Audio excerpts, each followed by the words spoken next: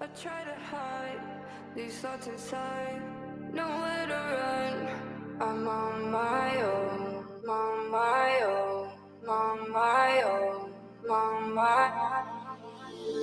You were never mine. You were never mine. You were never mine. You were never mine. You were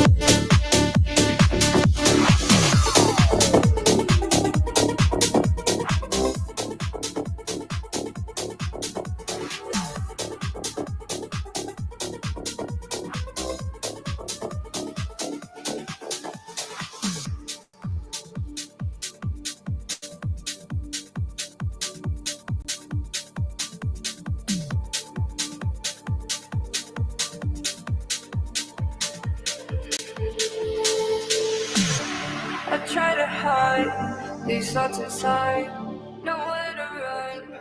I'm on my own, on my own, on my own, on my own. You were never, you were never mine. You were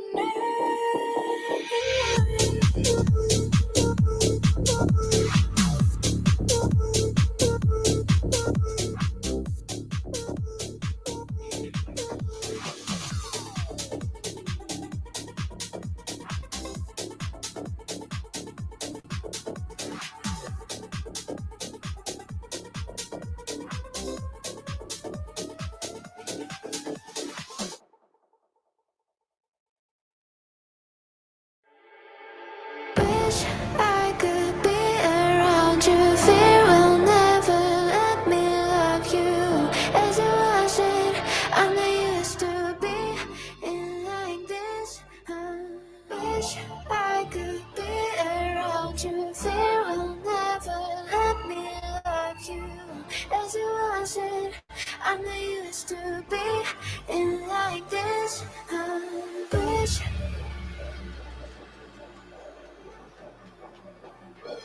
I could, wish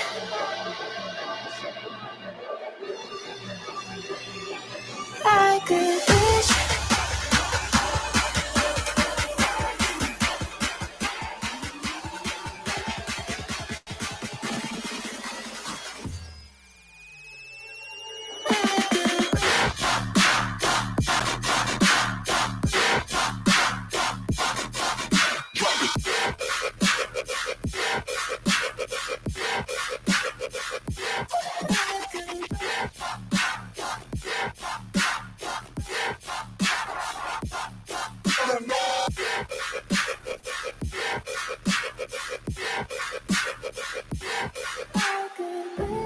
I could be around you. Fear will never let me love you as it wasn't. I'm not used to be in like this. Wish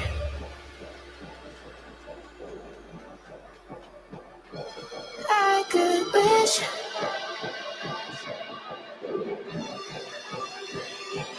I could, wish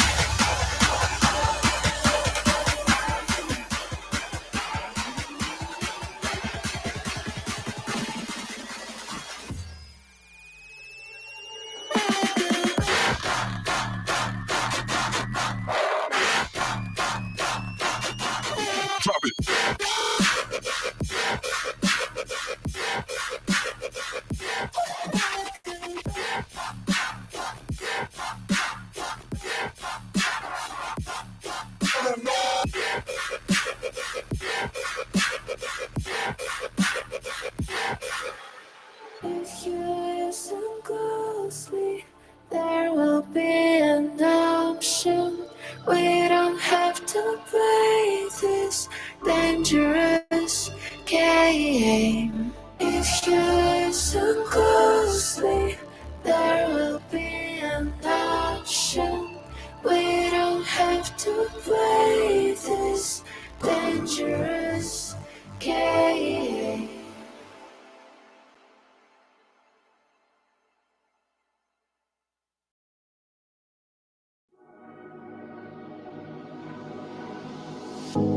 stay awake, watch the silence, or we wait until the sun goes down. I'm looking for the darkness, to feel weightless with our feet on the ground.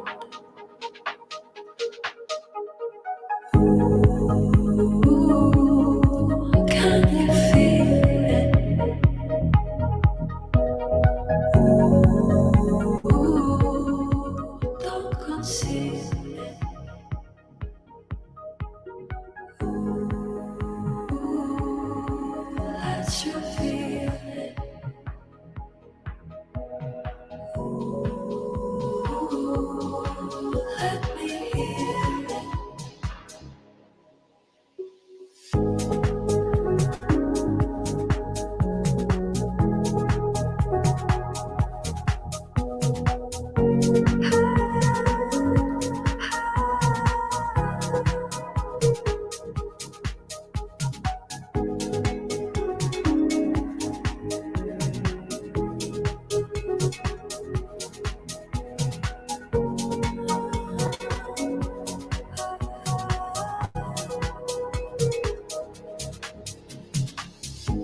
My feet now moving into lightness.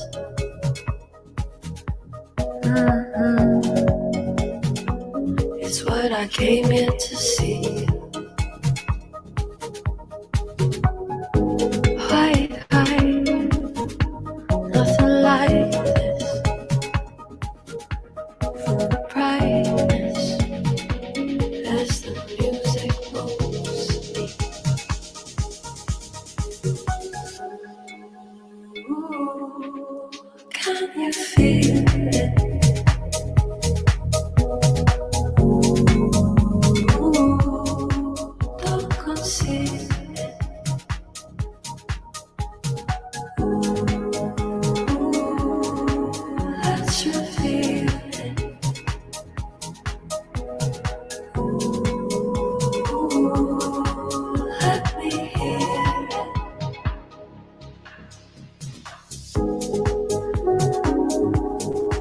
Can you feel it?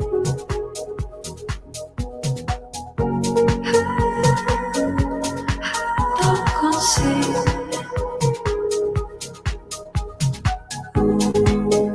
Ooh, let's reveal it.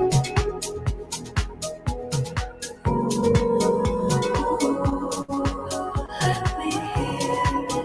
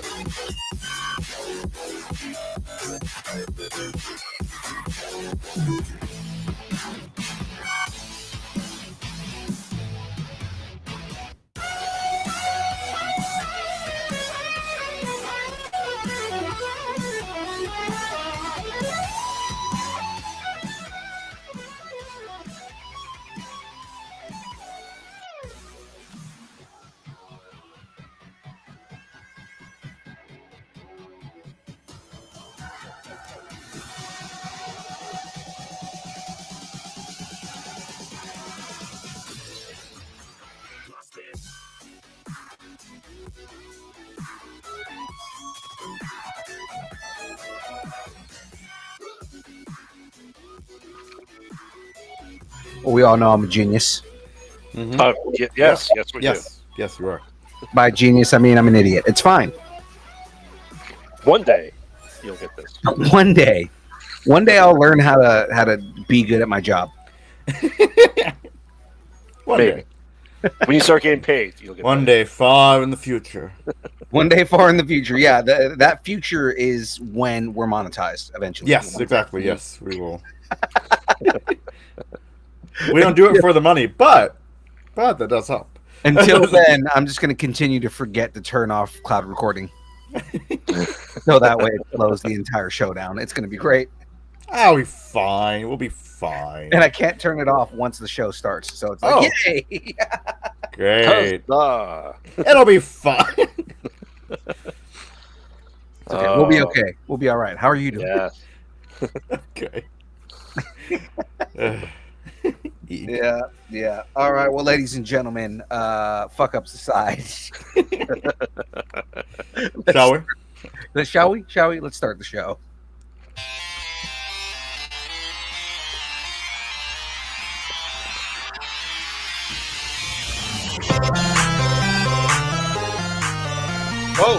Oh, Hey!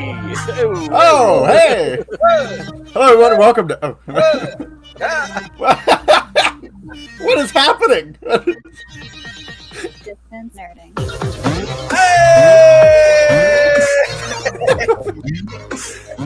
Who changed my thing? It's okay. It's all right, ladies and gentlemen. That's amazing. No. I'm not. That's. I'm actually amazing. There. Ladies and gentlemen, it is Thursday. Oh no. I'm keeping that. I'm kidding me. Why did you change it? I didn't. Not touching.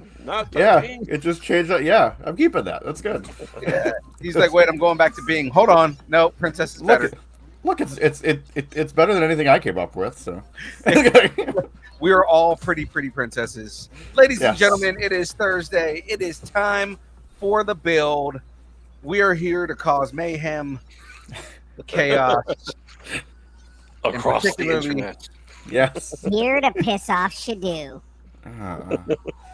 See now I'm like getting used to it. Now I'm like, it doesn't affect me as much anymore. That's a lie.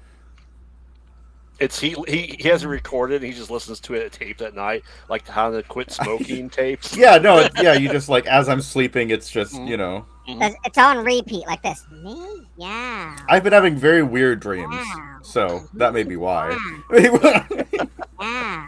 Me? It's Yeah. like a little gnome. It's like a little gnome that's just yelling at me the whole time. It's weird. Is it- Anyway. Oh, you got one of those? Okay. It's a gnome. Yeah. Okay, that works. That way, hey, yeah. It sounds weirder coming out of me. When I look at the picture and this voice comes out, it's fucking insane. This sounds more appropriate for the episode now, too. Alright, ladies and gentlemen, All right. you are now watching the build. Next to me, right there, the voice that I am making is the actual voice of the beard that is attached to the man. Ladies and gentlemen, it's Graveyard. Hello. Coming from this weird place here. Don't know where I am. Come and find me. Haha. Find me. See where I am. Find me. Yes.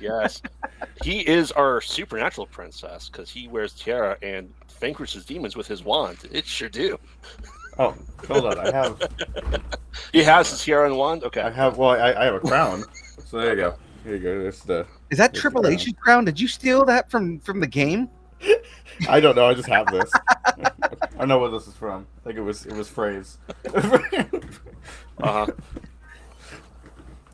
Are you going to introduce our last person there, Shadu? That's not. It's okay, ladies. Oh, and this person up here is the wonderful, the beautiful Princess of Darkness, Young Phil. That's right. And we're here. Sorry, wrong show. Ladies and gentlemen, We're here to Destroy know the together. internet. it is time for the build. Before we jump on to all of that, before we get into all of the fun, of course, ladies and gentlemen, this show is brought to you by the good folks over at Tubby. That's right. W is a brand of energy drinks created to help focus, concentration, reaction time with no jitters or crash. W contains no maltodextrin, no sugars, no fillers, no artificial colors or dyes. Find out more about W at www.w.gg. Use the code NERDING10 right there on your screen and get 10% off your order. Shut up and take my money. So, with that being said, ladies and gentlemen, the flavors are amazing. They're intense. Still haven't ordered the new ones, which I need to do before our next show. But yes, ladies and gentlemen, we are having a good time. Sandra Betty in the chat, be a maker, not a hater. Yeah. That's true. Which is that's their tagline. Oh. See, I have high hopes. I've been seeing nothing but dill pickle flavored everything in the stores right now. So I'm really hoping, Not hoping that there is going to be a W pickle. I'm not happy about this. I have seen dill pickle flavored everything. The other thing I've been seeing a lot of flavorings of is queso flavored stuff. Mm-hmm. Okay. All right. So there's queso flavored Doritos that just came out. There's also queso chicharrones that just came out. Okay, those. Yeah, okay, those are not bad ideas actually. Yeah. And I do like pickles and pickle flavored things. Sure. Just not that much. Pickle flavored goldfish. That was the latest one that that. Okay, but are they putting it with cheese? I don't know. I'm not gonna. Okay, or is it like just pickles? Just pickle flavored crackers? Yeah, yeah. Well, I'm when like, you have a pickle care package for Phil. Yeah, I hate I hate pickles the same way that Graveyard hates chocolate. And yet, I did eat some for the stream, so we keep that in mind. I've met people who hate chocolate, so I'm not surprised anymore. But he also doesn't like. He also doesn't like potatoes. So I mean, it's true. How could? Okay, we're moving on from this. Maybe the beard's allergic to potatoes. Did you ever think about that? It's okay. He's far enough away from Idaho for it to be okay, so it's fine. Mm-hmm. You're never far enough away from Idaho for it to be okay. Just Chicago, it's fine. Yeah, yeah. He takes his potato in liquid form. Right, as long as you like hot dogs and barbecue, you're fine. Yeah. He takes his potatoes in liquid form, aka vodka. Okay, well, as you do with a beard like this, you have to drink vodka. It's a rule. I mean, yeah, You have to drink vodka. All right, so ladies and gentlemen, let's bring on our guest for the day. Ladies and gentlemen, today's guest. We're here. Today, I mean, we used to drink on this show. Used Thank to. the gods we don't anymore. I could go get sake right now and just taking down some sake. I'm drinking liquid death right now. No, hey, all right. Well, one of us is drinking. I don't know where Shadoo's at in the alcohol drinking life. He's almost 22, so I mean, it should be like. I am 22. Oh, he's almost 23. So he's 6 months. I'm drinking water. That's pre-alcohol. That's right. Alcohol before you put the hops in the yeast in it. Mm-hmm. Or Bud Light. Yeah. But let's get to our guest. Anyway, our guest is. That's more like Coors Light. Okay, let's get this straight. Ladies and gentlemen, today's guest is an artist, writer, colorist, producer, letterer, and just overall artistic powerhouse. Ladies and gentlemen, please put your hands together for the greatly talented and greatly creative W. Frank Walk. Might be one of the better intros I've ever had. That's always the goal, because like most people come on, it's like I usually don't get intros like that. That's crazy. I'll take it. What's going on, gentlemen? What's going on, chat? How's it going? Man. How are you? Doing great. Busy, but doing great. I hear that. Yeah. Awesome. Well, are you still Phil? Are you still building the? You're probably not building the Batmobile anymore, right? No, Batmobile's done, man. I am moving on to Thor's hammer. Oh, I mean, how are you gonna move it when you're done? That's and a good question. Can you put it in an elevator? Also, that's a good question. At this point, question. I'm E-Tree, so we'll find out. Right. Is the elevator worthy? All elevators are worthy. Batmobile, that's a good build. But today, because I'm here, we're gonna watch him build a rectangle.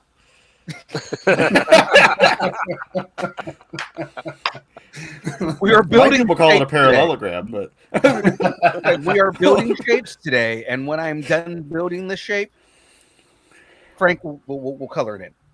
yes. Awesome. So, Frank, before we get into the meat and potatoes of the show, we'd like to get to know our guests a little bit more. So, if a movie was made about you and your life, who would play you? And what genre would it be? Oh God! And why would it be psychological horror? No. Psychological horror, yeah. Maybe at times, probably a dark comedy. Hmm. I would imagine a dark comedy. I'm not a very serious person. I like some dark humor. Been through some shit, that's for sure. Who would play me? Oh my God. I have no idea. I've never even given that a thought. Looking at me, who do you think would play me? Ryan Reynolds. Ryan Ooh. Reynolds. We're Okay. just throwing it out there. Ryan Reynolds can play anybody, so it's I don't know. fine. I was gonna go Seth Rogen, but okay. I mean, that's Seth me. Rogen? Okay. I've definitely did my time smoking a low ton of weed. I'll tell you that. Oh man. Hey, Liquid Death, love it, right? Yeah. Sure. Yeah. Hey, It's also, there you go. yeah. That's awesome. I think Ryan Reynolds, like I said, as Phil said, Ryan Reynolds can play anyone. I want Ryan Reynolds to play Betty White in a biopic of Betty White. Oh my God.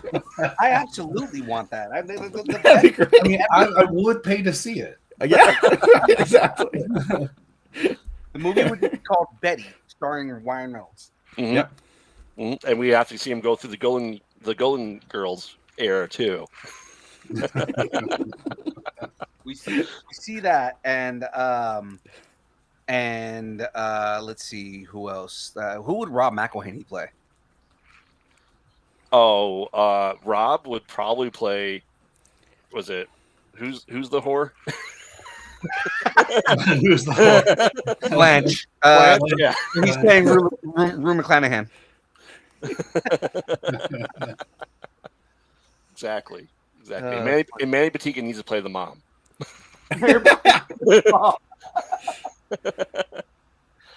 Manny Patinkin's playing the mom just like the entire time. Like he's like on his knees so that he's like her height, but then he goes, my name. Well, hold on, no, what would he say?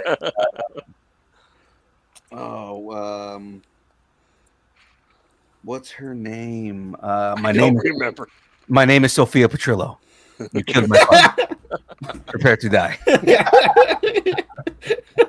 And of course, Charlie Day needs to play B. Arthur.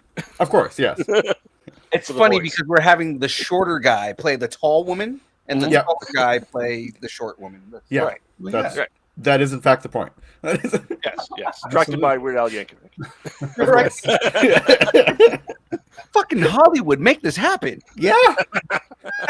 You're gonna print money. Directed by fucking Kevin Smith. Let's do this shit. Yeah. Co-directed by Kevin Smith and Weird Al. There you go. So Frank, I know you. Yeah. So Frank, you obviously you like comic books, but we also have something called Grown Up Geeky. What did you geek out on besides comic books as a kid? As a kid? Oh man. As a kid, for me, it was horror movies. Yeah. Graveyard. Oh yeah. Graveyard. Yes. There you go. Yeah, There you go. some autographed Pinhead and Freddy back here. I have some Yeah. autographed Trauma posters elsewhere. Sweet. Oh yeah, I was watching horror movies back way too young. As we all were. Yeah. Yes. My mom likes to tell a story about when I was about 4 years old, and I'm just locked into the TV. She's vacuuming. I'm not paying her any mind. She's trying to talk to me, and I'm just so zoned into what I'm doing. She's like, "What the hell are you watching?" Turns out I was like zoned into Children of the Corn. Hell Yes. yeah. Yeah. I mean, I clearly don't have that memory. I was about 4, but it's on par. That's awesome. I have to steal this question from another show. Is what was your that you recall that remember seeing your first horror movie then? The first horror movie that I recall seeing was the Yeah. first Nightmare on Elm Street. Okay. Yeah. I was born in '81. I remember seeing it on a re-release when I was probably about 7 or 8 at a drive-in theater and out of the back of a pickup. Okay. Yeah. Nice. Nice. Yeah. I love it. Yeah. My first one that I really remember watching, besides Jaws, was Chucky or Child's Play. Child's Play. Yeah. Yeah. Actually, now that I think about it, it may have been like Killer Clowns from Outer Space. Hell yeah. Okay, again, Matt, graveyard. Probably right around that. I am in the house of my co-host that absolutely hates that movie. So Same. My wife, one, not a fan of horror at all, and 2, absurdly afraid of clowns. I mean, yeah. So no, what you're yeah. saying is that's her favorite movie. I mean, easily one of the best movies of all time. Yeah. Ooh, Ooh, There nice. you go. nice. It's like is Salem like is he like retroactively kicking you out of his house while he's not there right now for saying that it's the best movie ever made? Probably. I don't feel him yet. His essence is not here. The essence is like, get the fuck out of my house. I don't think he's healthy enough to. I don't think he's healthy enough to astral project to me yet. Oh man! But see, if she hasn't seen Killer Clowns, or has she? No. Well, tell her it's just about a movie about aliens looking for some food. I think, Not wrong. Not wrong. You're not lying. Unfortunately, I think I did see her pop in the chat, so I think we're busted. Oh yeah, no, yeah, I see her. I see her right here. Oh, Ashley, how's it going? Oh, she's saying Ryan Reynolds works for me. Ryan Reynolds works for all of us. Let's just be. Ryan Reynolds is a national treasure. Yeah, I am. He's I am not our we are- national treasure. He's Canadian. Yeah, No, he is. We are He is a all- national treasure for all nations. we're all well. Speaking at least for me and the pretty princess, we are hetero straight men. So I mean, like, you know, and both of us will admit that Ryan these knees. Awesome. So, Frank, can I get back into it? So, how did your love for comic books really come about? Was it something you also geeked out on as a kid besides horror movies? Well, oh yeah, absolutely. I remember like going to the barber shop as a kid and having to sit there forever to wait for my turn. And the barber actually had like a stack of like comic books and magazines. And that's when I first got introduced to comic books, just because they were there. Mm-hmm. And so I started checking them out and loved them. At first, I didn't really understand like the depth of storytelling. I just really liked the art. Yeah, just would go to local comic book shops as I got older and stuff. It's weird as I got a bit older, I didn't really keep up with comic books all that much. Mm-hmm. If a friend recommended something good, I'd check it out, stuff like that. But I got into comics later in life through being an artist. Mm-hmm. So that's how I got into comic books as an adult. Okay. Very cool. Yeah. So, I mean, you're talking about an artist too. So, were you drawing a lot as a kid before really getting into comics? Oh yeah, all the time. That was my original nerd out for sure, and that's always stuck with me. Is the drawing, sketching, painting, anything crafty that I can do with my hands. Mm-hmm. Yeah, absolutely. Yeah, that's cool. I don't. Phil may have heard the story, but my best attempt at drawing was never anything original because I'm really bad at art. But I remember probably mid '90s, Spider-Man Venom like double pager that you're able to fold out. I drew Venom from that. Yeah. Just from scratch. I made that like a cell art in like art class as well too. So they're like, you have to do a cell creation. Like, well, I already have this Venom that I drew. Just Right. copying what was there. But I think I still have that drawing. But that's the best work of art I have been able to do besides the create your own character basketball books that were there. You're like, here's the head you can pick from and stuff like that. Right. Yeah. I'm aging yeah. myself with that. If anyone remembers those. It's okay. All of us except for Shidu are old men. It's fine. Yeah, no. Shidu, you're 20. You're 22. Yeah, man. no. No, yeah, I'm literally twice your age, man. yeah. I know. I'm the designated young person here. I got you. Shadu is our residential designated Gen Z kid. So, Mm. You gotta- Except I'm not at all in that culture. I'm just, Yeah, I keep do them have around more for in common in perspective. terms of nerddom with these people. the fact that he called us these people. So I mean, like, Yeah, you're right. Yeah, with those people. Uh-huh. The cool ones is what you're saying. I get it. So I mean, did you go to the school for art, or is it something with your No. passion? You just kind of grew with it. Yeah. It's just always been a passion. I should go to school for art. No, I did. I left high school at 16, and then Okay. after my son was born, I went back and got my diploma in 2010, Mhm. just so I could lord it over him and going, oh, you got to at least make it through high school. Right. little did he know, and not that this is on the internet or anything. Yeah. He's good. He's almost there. He's almost 17, so we'll be all right. Good. But no, the passion for creativity has always been there. That's always been the driving force for me. Mhm. I've always became like this collector of hobbies. Because like I said, anything that I can do with my hands, whether it be woodworking, spray painting, drawing, whatever it is. And it wasn't until 2018, 2019, I was like, man, I gotta figure out what I want to do. It was like, I'm good at a lot of things, but I'm not great at anything. I can draw, but I can not draw at like a acceptable comic book level. I can cartoon pretty decently. Mhm. I did a children's book a couple of years ago. I drew all of that, and that's fine. But drawing also just, I realized it doesn't tickle my brain in the same way that coloring does and digital painting does.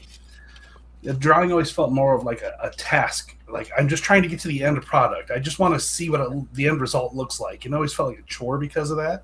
Mhm. I gotcha. Yeah. But yeah, the digital painting, digital coloring, and stuff that hits my ADD brain in the right way. Figuring out the puzzle Got it. of like color and light and shadow and all of that fun stuff. Nice. Yeah. I understand hitting your ADD brain. Right. I got that. Yeah, for sure. I understand.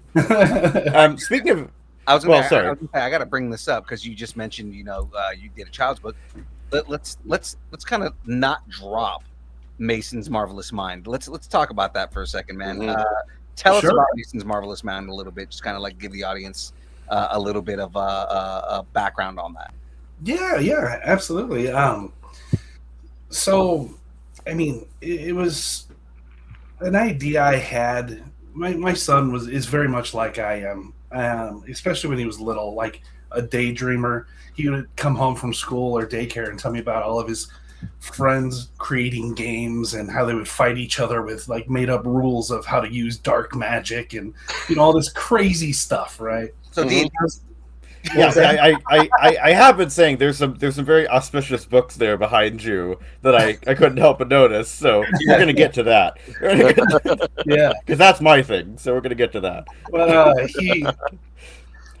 he inspired me when he was little, and I always wanted to do something with that. I didn't know what to do. Mhm. And then after working as a colorist and getting a better feel of how things are produced, I was like, oh, I could make a kid's book. So I made a kid's book based on my son Mason and his marvelous mind, and the whole book is just this adventure in the day of him. I always like creative writing as well, so it tells a little story about his day. Each page has a little story, but it's also in a poem format as Okay. well to make it Ooh, fun I for like kids. Yeah, And I since like I'm a that. colorist, it's a coloring book, but on the next page, there's a blank page with a drawing prompt in relation to the previous page. That's why I like to call it a coloring creativity book. Yeah. Because it's not just a coloring book. It's meant to inspire other kids. Because once I got into it, started doing it, I was like, oh, this is really cool in honor of my son, but I bet other kids would get a kick out of this. I know I would have when I was little. That's So that was great. And then I ended up working with a place called Project Harmony. They deal with families that are going through trauma and traumatic events. And when I did the campaign for crowdfunding for that, we ended up donating, I think, almost $1,000 worth of copies of that book to Project Nice. Harmony to give to any kid that they want that's going through therapy or a hard time. Mhm. That's Awesome. cool. That's awesome. Yeah, Yeah, I think eventually I broke even on that, but it wasn't during the campaign. but that was a passion project through and through. I wasn't, I'm not out here trying to get rich or anything. I just want to tell a story, have a good time. right. Yeah. You're creative for the sake of being creative, which actually Exactly. Which that yeah. actually does make for better artistry and just you have a passion for it and you're not just trying to make money off of it, which again that feels a lot more noble in that's the right way to go about it. Yeah. right. Oh, well, thanks. But also I have to say this before it like leaves my mind, but how does Mason at 17 feel about like, oh, there's a kid's book about me? He likes it. He likes it. He was actually part of the production process with me. I was always getting like his insight. I was like, hey, what do you think about this? And what do you think about that? And everything kind of got his seal of approval as we went. And to be honest, most of the time he didn't care. He didn't care at all. He would just be like, "Oh yeah, that looks cool, Dad." And then I get to the first proof copy. I order a proof copy. I get it in. He's looking at it, and I have a likeness of him on the cover. Right. And my son's got hazel eyes, and the kid on the cover just had blue eyes. It just worked well with the color palette. And he goes, "Hey, Dad, you need to change that. That's not the color of my eyes." I was like, "Oh, now he has an opinion." Right. But, Right. Now that you've done all of this, you have a proof copy. It's like now he's like, hey. right. But like, does he like does he ever like hold it up like on anybody else? Like, hey, I've got a kid's book written about me. What you got? Not that I know of. I doubt it. He's probably still too cool for school when it comes to his dad. And his That would be very, very funny though. well, yeah, I would have done it. Oh yeah, of course. Maybe one day he will. Yeah.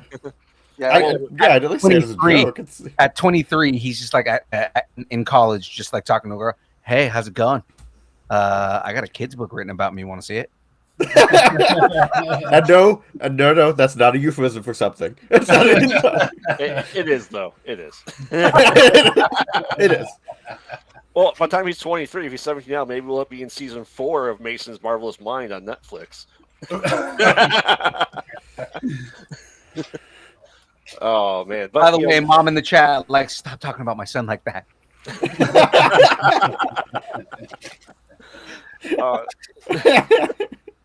So you as an artist and colorist, do you have any influences and people that you kind of look at when you're trying to figure out how to color something or draw? It's all kind of just played by ear. Good question. So like I don't have really many like artistic friends that are in this space trying to do what I'm doing. I have a lot of friends that are artists, but not colorists or anything. So I really had to kind of figure it out on my own. Mm-hmm. And then, of course, turned to things like, YouTube or maybe some Facebook groups and stuff to start to understand color theory a little more. But then I found a couple of artists that were really great about sharing knowledge, sharing information on their social medias. So people like K. Michael Russell was really good. He did some stuff for like Hack Slash and Money Shot and a bunch of other things. Nick Filardi was really good. Jordy Belair, Rochelle Rosenberg, who's been doing a bunch of stuff with Marvel for like ever now. But they're all really good at not being gatekeeping with information on their socials and stuff like that or in their interviews. So I never really tried to emulate anybody's style. I always wanted to find my own voice, but the hardest part was understanding the fundamentals to even get there. Mm-hmm. Yeah, I think that's a key, and I've said this to a lot of creators too. And I feel the same way. Like, I make horror movies and I write horror movies, stuff like that. And it's always hard for me to go, okay, when I finish something, like, has this been done before? Make sure I'm not unintentionally not saying ripping off, but I could be paying homage, but influenced by people. I just go, has this been done? If it has, right. Am I aware that it's already been done? Yeah. Correct. I don't want to go into that territory, but I think that's crucial for as an artist and colorist and creator is that you find your own voice, right? Once you have your style, you kind of just hone in on that. At least that's my experience. I don't know about you, Frank. Yeah, absolutely. Yeah, it's all about finding your own voice, and at the end of the day, helping other people like it. I mean, also as an artist, you got to have a tough skin when it comes to feedback and criticism, because not everyone's going to like what you're doing, and you got to be okay with that. Right. Oh, you got to be able to take harsh criticism. I've always liked to say feedback is a gift. Someone's taking the time to express to you something. Now, they might not be the best at expressing that, but it's not up to you to interpret. It's up to you to just hear that they had something to say. Yeah. It's especially, like I said, with indie horror, there's some pretty bad ones out there, but I will forgive a lot of stuff with indie horror if the story's great, because that's the crucial part. If you don't have all the special effects, it's not in your budget. That's not how it is. But as long as your story is compelling, I think it's good. And as you said, not everything's for everyone, and there's going to be people that don't like what you make. That's okay. Especially the YouTube comment section and everything ever. Oh yeah, no, never, never. Except like the first few hours or whatever, it's usually fine, and then you just stop. Because all the other people will find it. Exactly. So Frank, what made you take the plunge then into making Hellstones then as a writer and as the artist as well? Yeah, well, like I said, I've always been a creative person, so part of that is storytelling as well. Longtime D&D player, which I'm pretty sure Shadu spotted some of the that's what I said. Longtime D&D player, forever DM, never get to actually be a player. I feel that. But because of that, I always got to flex that creative story writing muscle. And one day I was sitting at work at a boring desk job back in like 2015, and I was like, I'll just do some creative writing or whatever just to pass the time. And I was like, okay, so where am I going to start? Let's create a character. Who's this character? And I was like, okay, let's make a female lead, someone who's grounded, no nonsense, kind of tomboy, very real person, And that's where the main character Sam came out of. Once I had her, I started thinking about, the world around her, like where does she live? What's her trials and tribulations? What are some of the opposing factions? What are the bad guys, so to speak? And at the time, I'm still very much this way. I have opinions about mega corporations and organized religion and stuff like that. As we all should, yes. So like the Anarchist Handbook. There we go. Right? Yes. Yeah. Well, I mean, hey, yeah. Well, so that's where I got the quote unquote villains of the story. Something that's pretty relatable to everybody. And I was like, but what's the struggle? And I was like, what's the power? I like the supernatural stuff, and I was like, okay, maybe there's these items that give you power, and they're just vying for that power. It's a story that's been told time and time again in one way or another. But how can I make it different? How can I make it unique? And I started thinking about the fall of Lucifer. Lucifer gets his wings clipped and he gets kicked out of heaven. What happened to those wings? Well, they fell from heaven, transversed space and time, and eventually found their way to Earth, and over time decayed and fossilized and became these Hellstones. I was like, that's cool. I haven't heard that story. I haven't heard that take. So I wrote a little one-pager, and I just sat on it, didn't think much about it. Came back to it sometime later, 6, 8, 9 months later. Ran it by a buddy of mine who I worked with who went to school to be a scriptwriter. Okay. And he was like, "Hey, man, this is pretty cool." He's like, "A bit of advice that I was given that I'm going to give to you is, if you're not sure about something, sit on it. Sit on it. Come back to it in a year, and if you still have the same enthusiasm about it then that you do now, maybe do something with it." So that's what I did. I shelved it, completely forgot about it, and then came back to it. And it was like a year and a half later. I'd forgotten all about it. And then it like just clicked one day. I was like, "Oh yeah, I should go dig up that Word file." I was like, "Yeah, this is pretty dope. I like this. This is cool." And then just over time, I would just slowly come back to it here or there, not sure what I was going to do with it, but I was just slowly world building. Really, I was like, maybe I'll make a D&D campaign out of this. I don't know. And then once I got into the indie comic book world, and then I did Mason's Marvelous Mind. And it was after I did Mason's Marvelous Mind, like right after, I was like, "Oh, I know what I'm going to do with this." I was like, I know how to copyright something now. I know how to print and publish and get this done. And I was like, everything kind of built up to me being able to like make this a real physical thing in story. So I was like, now's the time. I've got to do it. Yeah. And that's, it's great. It's surprisingly, maybe not surprisingly, how many people we've had on the show that are comic book creators that are DMs, that are D&D. And I think that's kind of showing to the case of, that creative side of it, that we all have that when we play D&D, right? Because we have to be the characters, or the DM, we have to be the storytellers, and then just making something from that. Yeah, absolutely. Yeah, I mean, that's a great, it's a great, I don't want to say trial period, but it's a good learning experience being a DM or being a player or whatever, to learn how to be a good writer. Absolutely, and entertaining. Yeah, exactly. Yeah. Not only are you having to world build and write a story, but you're literally having to entertain a group of people at the same time. Yeah, it basically teaches you know what works and what doesn't work.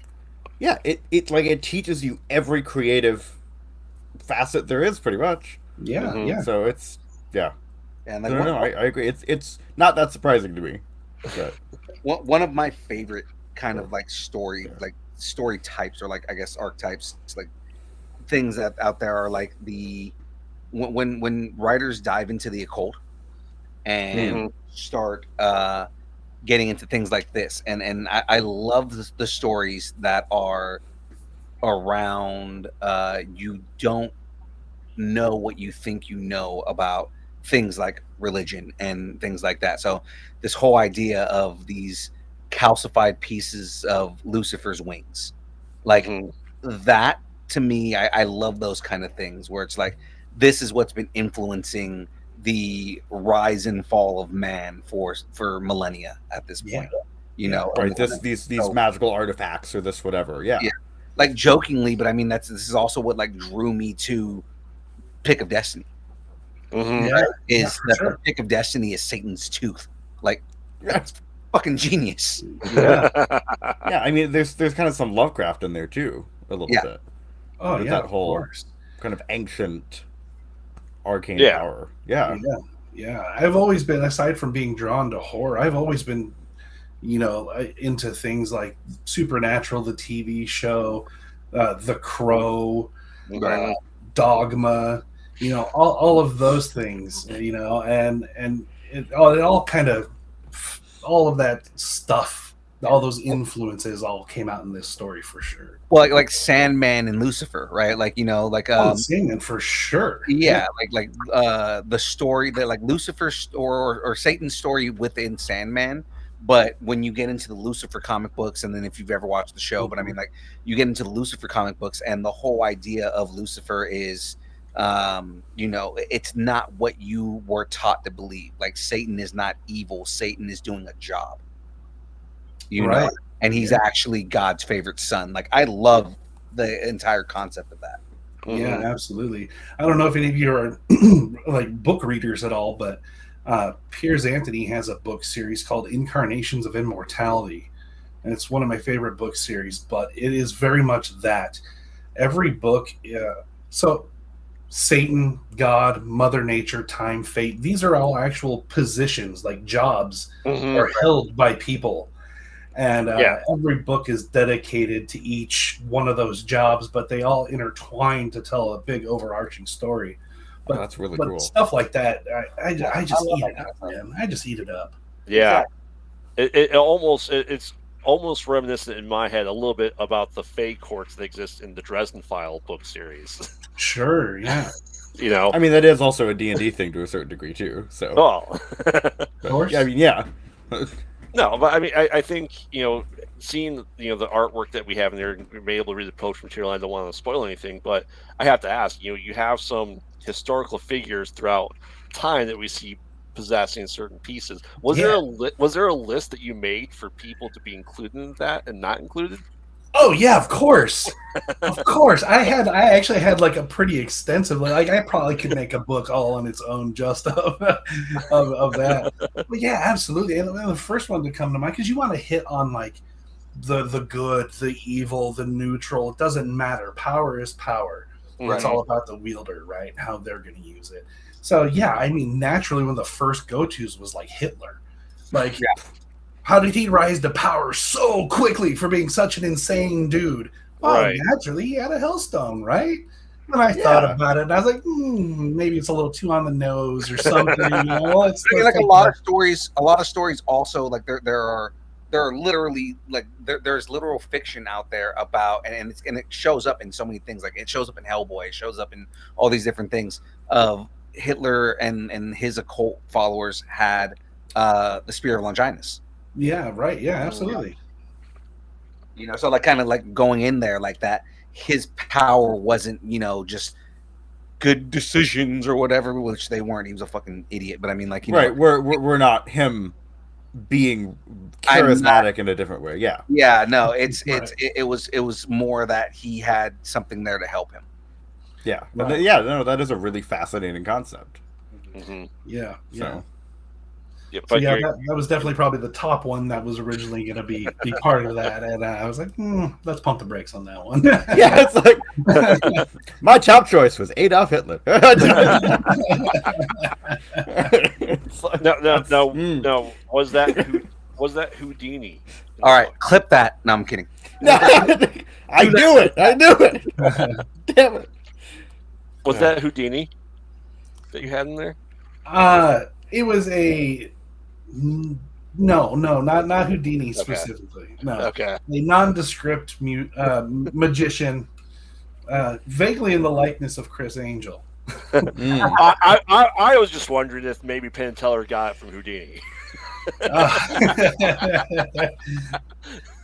Penn and Teller, Satan's magic. Could be now. Could be now. Huge Penn and Teller fan, by the way. So am I, man. Yeah. I love both of those guys, especially now that we're getting, now that Pendulette, or I'm not Pendulette, now that Teller has been talking, it's like it didn't ruin anything for me. It made him like 10 times cooler than me. No, yeah. The fact that he's actually willing to do interviews and spots here and there is great, because it's like we've watched you guys for decades, and it's great to know a little bit more actually about you as a human. And come to find out, he's kind of the brains of the operation. I always assumed he was, but Pendulette always admitted that, though. If you ever like went to one of their shows or listened to him, he would always say, like, I play second fiddle to Penn. He goes, not Penn, sorry, to Teller. He goes, like, Teller's the one that actually comes up with all the tricks. He's the one that comes up with everything. He goes, I'm just the voice. As he says, he's the circus trash. Right. he was a juggler. He's something like 13 years older than Penn, something like that. Yeah. It's crazy with that. There's a story that they have where they talk about where they met, because they met like on the circuit, and it was just kind of like they had their own thing going on. Penn was just like a juggler at the time, and Teller needed somebody to help him handle a trick, and they just like really hit it off, and they were just like, well, why don't we go at it together? And that's what they did. Yeah, years later, like here we are. 45 years later, or however long it's been. They're celebrating their 50th tour right now. Oh, jeez, that's great. There's bands that don't even make it that long. Most bands don't make it that long. Yeah, but that's cool though. Like I said, the magical items that you have here, which you said coming from Lucifer's Wings, I definitely have never heard of before. And Yeah. like I said, I like leaning into that occult stuff because, as you said, Sandman's huge with it, Lucifer, and just kind of learning that side of it. You know, people get upset from the religious side of it? Maybe, but Maybe, but But- hey, it's not good. Yeah, I mean, good, great. right. That was the intention. That's what I was going Yeah. for. Oh yeah. Right. But overall, I think this is planned to be a 12-issue story. Is that correct? Yeah, absolutely, and that's intentional. You know, I just wanted to get out this story.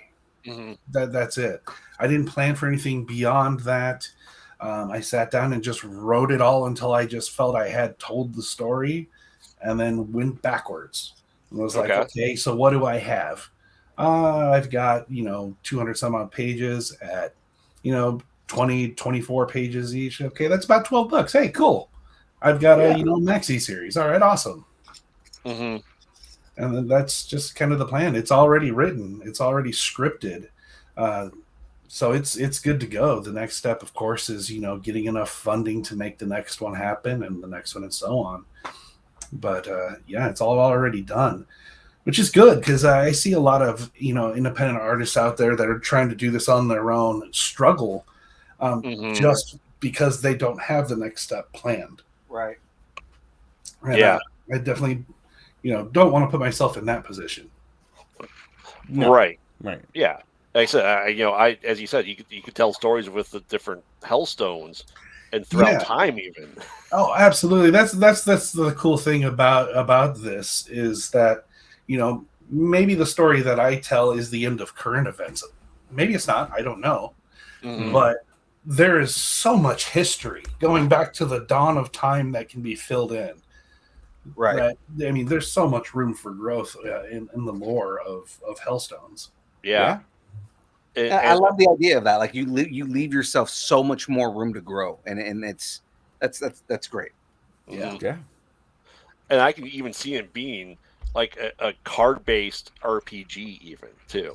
With someone trying to go around and collect all the Hellstones to win the game. Right. Yeah. Absolutely.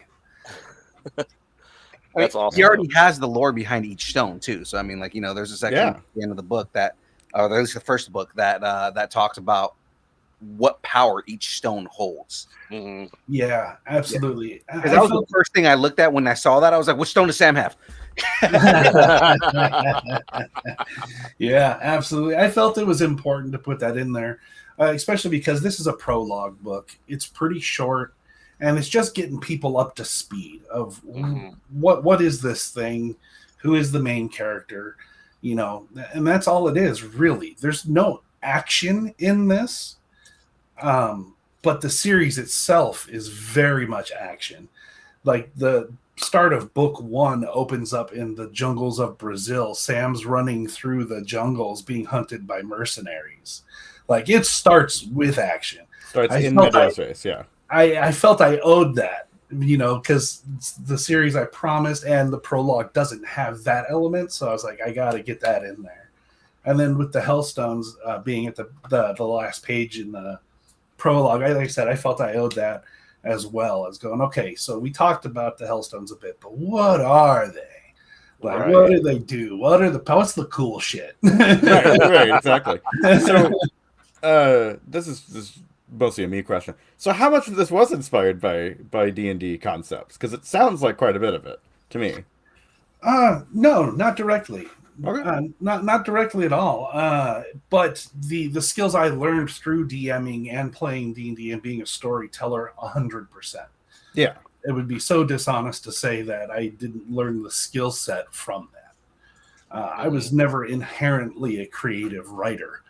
But when you're sitting around with the only 2 friends you have when you're 14 and no one wants to DM, you kind of get forced into it and going, okay, I guess I'll try and be creative. And then you do it enough times and you start to catch on. Your brain starts to work in a different way.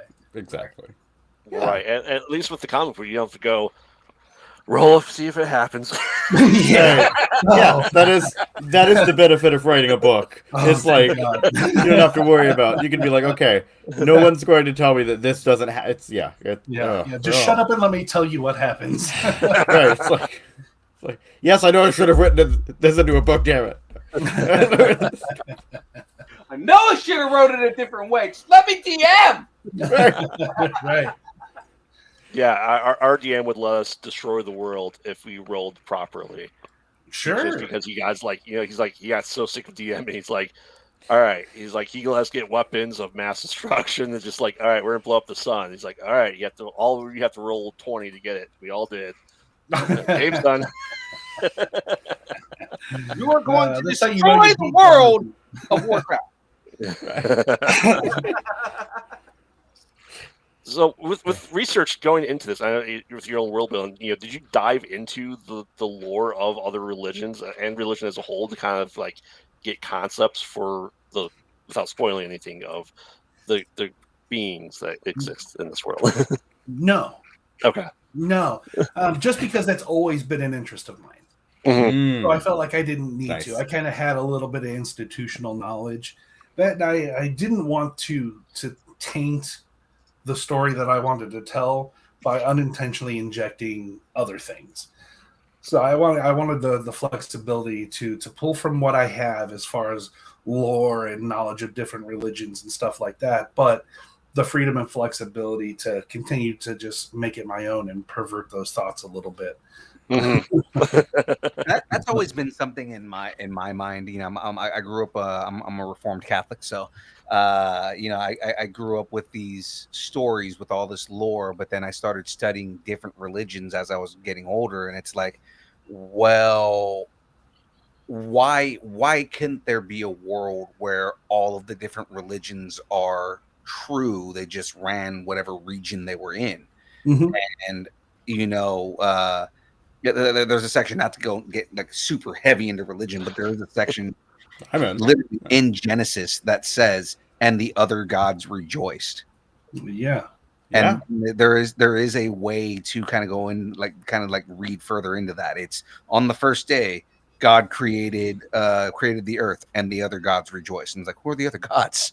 Right. I mean, that was the original. Again, I could get into this too because I'm interested in this stuff too. That was the original. It evolved from a polytheistic religion to a monotheistic one. Right, so and that's there's I no knew remnants of that. that. Yeah. So I knew that, and that's the kind of the thing where it's like, okay, there's also all of these different things that are common amongst different religions. Like every religion has a world flood. Every religion has, all these different things that all kind of coincide together. So, on top of that, almost every culture has its own pyramids, right? Things like that. Like, right. It's this one lore of humanity, kind of. Right. So how do you take all these different things and put them all together? So you have Saint Michael the Archangel cutting off the wings of Satan, but then at some point you deal with Krishna, or you go and you deal with the old world gods, or I like the concept in God of War, where like you start off as a Greek god, but then you end up as a Norse god and things like that. And it's Absolutely. just like, gods come from different eras, and they're all kind of like related together. So I like this concept of just kind of mashing everything together to create a larger narrative. Yeah, absolutely. You're spot on. God of War did a great job of doing that. Yeah. Also, the series that I referenced before, Piers Anthony, feel free to reach out to me and pay me. But I'm not a shill. I'm not a paid Not shill. sponsored, but in that series, in Incarnation's Immortality, we're saying like God and everyone are positions held by people. They are, but he also addresses the different religions as well. Yeah. Because he basically goes on to say that they all exist. They still exist as long as someone continues to believe in them. Yeah. And that's kind of how their hierarchy of importance or power is determined, is by their follower count, basically. That's cool. No, that's really cool. That's just like social media. That's a concept in American Gods. Yes, that is American. Yes, Gods, American yes. Gods. Oh, I have, sure. I have Yeah. Yeah. on a bookshelf back there somewhere. Yeah, That's why I was like for a second because that's like it's Neil Gaiman. I get American it. Gods. Yeah, and Yep. all that, but it's like American Gods. I have the book right over here, and I was like, oh god, why is it slipping my tongue? That is literally the concept in American Gods is a god only has power if people believe in them, and that's why the old gods are having issues fighting the new gods like globalization and technology and things like Right. that. I love the concept of that. Yeah. You could, I even say, in my opinion, from what I read of Hellstones, is that people that have the stones are creating their own religion. Yeah. Yeah. Maybe. Yeah, there is all that too. Maybe. And in Frank's head, he's like, "Shut the fuck up! You're telling everybody my story." Well, we have now pissed off about half the internet, so This is let's talk about politics. This is every Thursday. This is literally every Thursday we're pissing off the internet. Oh, I'm well aware. I'm waiting for the internet to cancel us. It's gonna happen. Yeah. So, You know what? I think that's a rite of passage with this one. so Frank, with the writing and your artwork and your commissions, do you have a preference, like kind of what you want to do? Or do you see yourself doing more comics after this series is complete? I've just kind of been taking it one project at a time. I really, like I said, I did some soul searching back in like 2018, 2019, and that's when I knew that I wanted to be a digital painter. I liked the color work, colorist in comic books. So I think that will always kind of be my thing, whether it's for myself or other people. But with Mason's Marvelous Mind and absolutely with Hellstones, it's just an itch I have to scratch. So I'm not really looking beyond that as far as like, well, what am I going to do after I'm done with Hellstones? I don't know. We'll see what feels good. That's about it. And, if everything goes well and I do a 12-book run of Hellstones, I mean, that'll keep me busy for a couple of years. Yeah. With me, with my writing that I do, I have about 3 or 4 projects I have waiting to get made myself for shorts and movies, and I have that itch too. Like I can't go across multiple projects that I'm working on with writing of it. I have to do one at a time as it comes to me. I've realized that because I have this list of things I want to do, but yeah, it's be better if I focus on one thing, I think. Exactly. Yeah. With the ADD, like as soon as I was like doing Hellstones, I was in the middle of working with another indie company on one of their books, and I was the colorist on that. But so I was trying to juggle both there just for a few months, trying to wrap that up.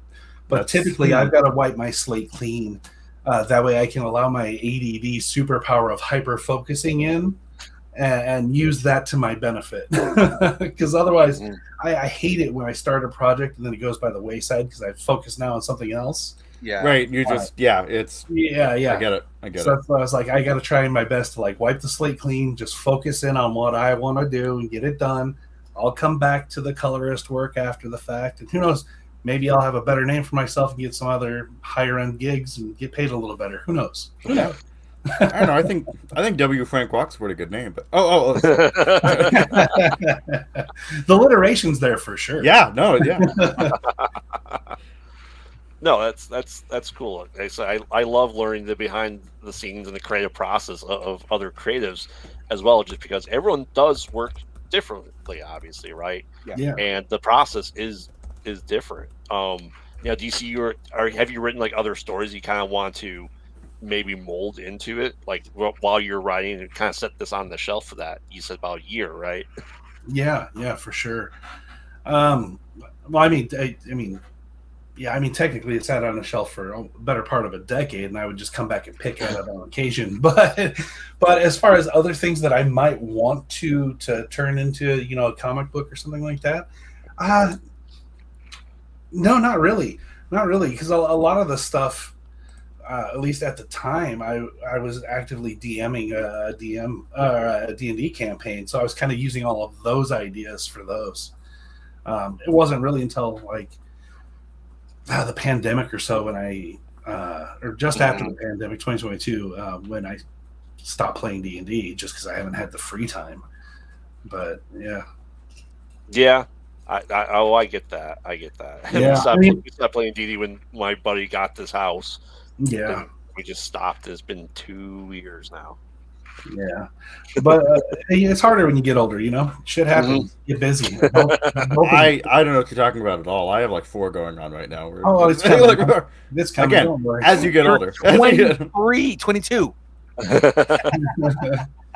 But a buddy of mine did show me a short story that he wrote, and I asked to buy it off of him, or at least have his permission to use it. So we'll see how that goes. 'Cause I Okay. think it's a pretty unique story to tell there. Very cool. Yeah.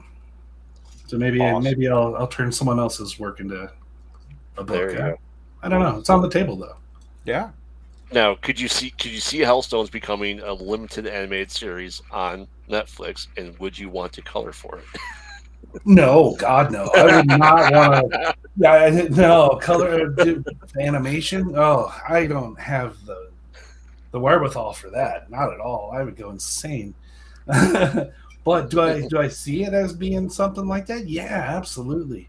Especially when I think back to like the old Spawn HBO series. Yes. Yeah. So good, so good. I could definitely see that Hellstones fitting in that mold, or maybe even something live action if it's done right. Of course, that would be the dream. It's not a goal I'm necessarily striving for because I'm a realist, but that would be cool. Yeah. That's I mean, I can see easily like you said, the Spawn. I have them on DVD and on Laserdisc. Those Spawn movies. Yeah, it's good shit, man. It's so good. I like a gritty adult story that touches on actual topics, especially when it comes to things like psychological trauma, stuff like that. Tougher pills to swallow, especially if you're a younger person. But the subject matter is heavy and then a little more relatable as you get a little bit older and beaten down. Right. So before we get kind of before we get kind of wrap up, I have one last question. If you were to fan cast live action or voice for Sam, who would it be? Okay, if it was animated, the gal that did the voiceover work for the trailer, her name's Tina Blaine. She is the voice of Sam. Okay. She's amazing. I interviewed or auditioned rather. I want to say like 8 different voiceover artists that I was fielding for on Fiverr. And as soon as she sent me her audition, I was like, "That's it. That's it." Winner, chicken dinner. Yeah, she's trying to kind of get out of the voice acting. It doesn't pay as well, and then the hours are kind of rough, tight deadlines and stuff. But if I ever had the opportunity to do an animated series, I would find a way to pay her whatever she wanted. But live action? Oh, I don't know. I don't know. It's hard to say because can't quite time travel. Like a younger Jennifer Lawrence would be great. Okay.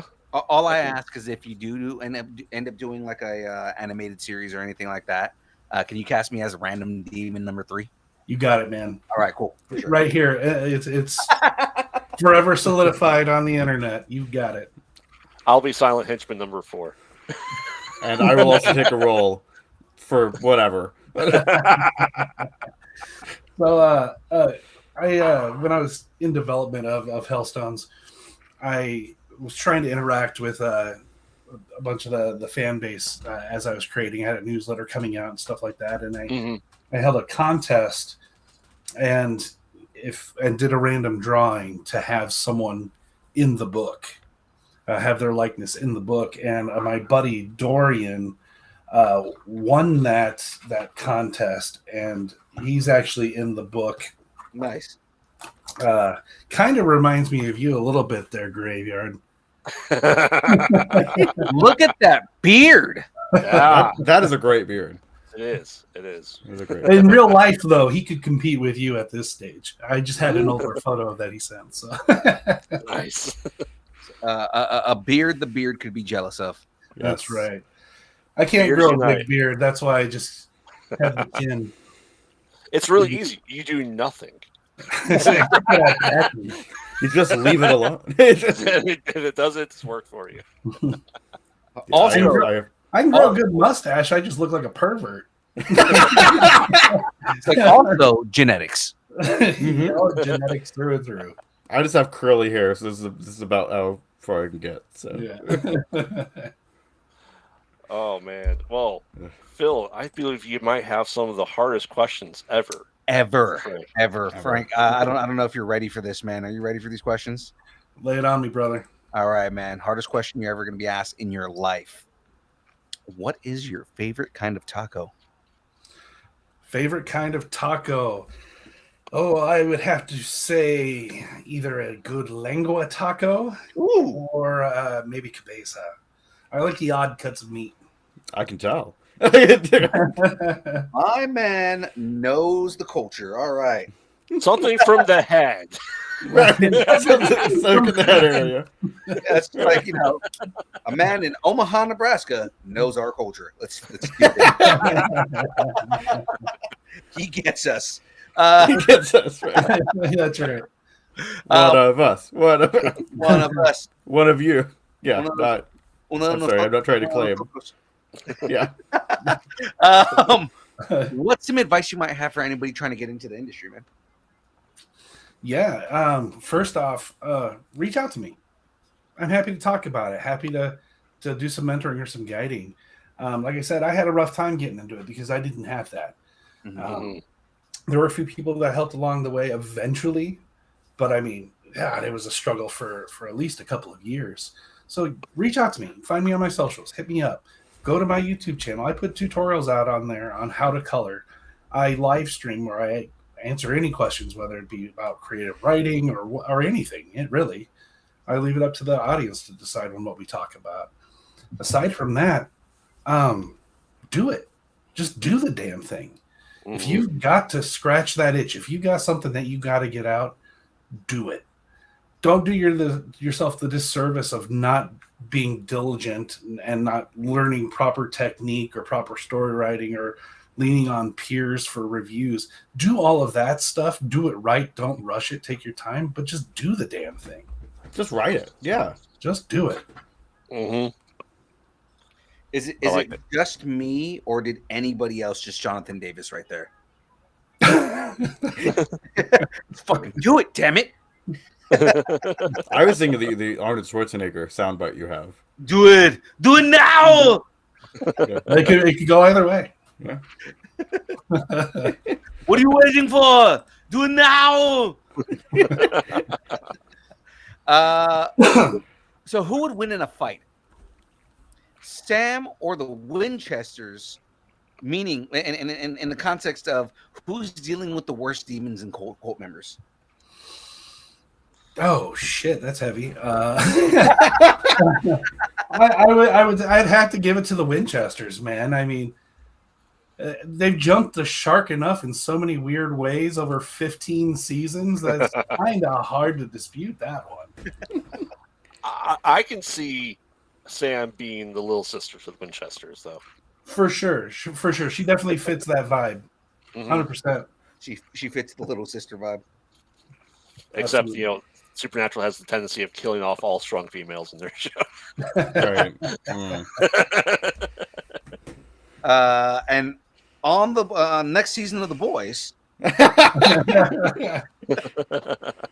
since I don't know if you know this, but next season of The Boys, which they just finished filming, is pretty much a Supernatural reunion. Yeah. Yeah, you're not right, Frey. Or you're not wrong, Frey. Our boy deals with more hardcore demons. Is Jen in the chat right now? Yep. Yeah. Nice. Yeah. Yeah, but see, he's supernatural. He's, Sam Dean just runs off of women and pie. Yeah, women pie and beer. Don't we all? No. We all run off of women and pie? Yeah. I like pie. Accurate. So what's next for you, man? I know you have the Kickstarter currently right now. Yeah, that's right. Put that on the screen here. But yes, I know you have the Kickstarter going. What if you have any shows or any appearances, Comic Cons, anything that you're doing, man? Go. Feel free to plug. Yeah, absolutely. Kickstarter's going live right now as of a day and a half ago. It's going really well. That's going to be going to the end of July. It's only $9. It's not going to break the bank. Go ahead and back it. You're going to be in for a good story, and you're helping out a poor indie artist and helping get the word out there. As far as conventions and stuff, I don't have anything planned right now. Hit me up next year. I will definitely be hitting the circuit. I'll have more of a product at that time. I'll have Hellstones, Mason's Marvelous Mind, a couple of books that I was colorist on, so I'll actually have something to offer at a booth. So nothing right now. Otherwise, I'm just doing the press tour, trying to get on as many podcasts and talk about art, creativity, knowledge sharing, and drumming up an interest for this book that I happen to be a pretty big fan of. Yeah, I would hope so. Yeah, I right. hate it. Hate it awful. No, I hate my work. I hate it so much. With any luck, Graveyard's already backed it. So Yep. I'm kind of doing that right now, Shush. he's like, actually, quiet. I've already done it.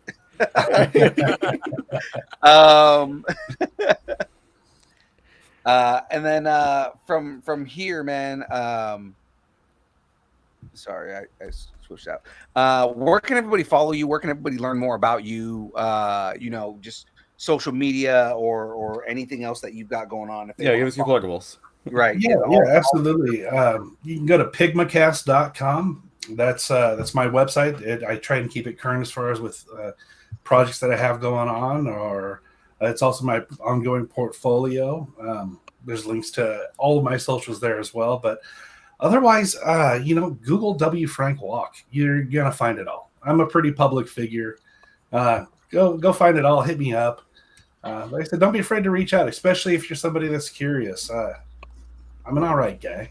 You seem to be. As far as we can tell. Yeah. If you're Hellstone curious.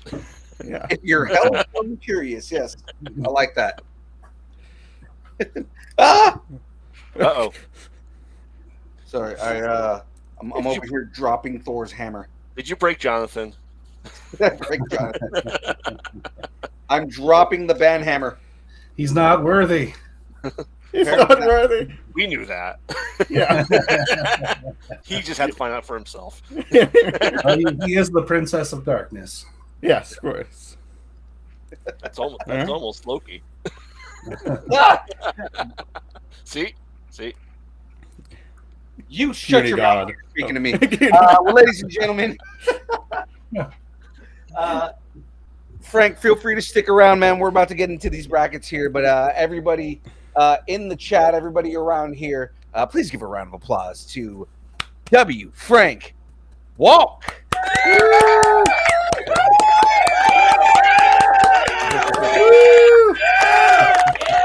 Get off the stage. Oh. I had to go to the other side so that I could do that. I like Frey's question. If you could own a forbidden animal, which one would you own? I personally A own. forbidden animal? I would own Shadoo. Whoa, hold on. Not technically wrong. I mean, that is, yeah.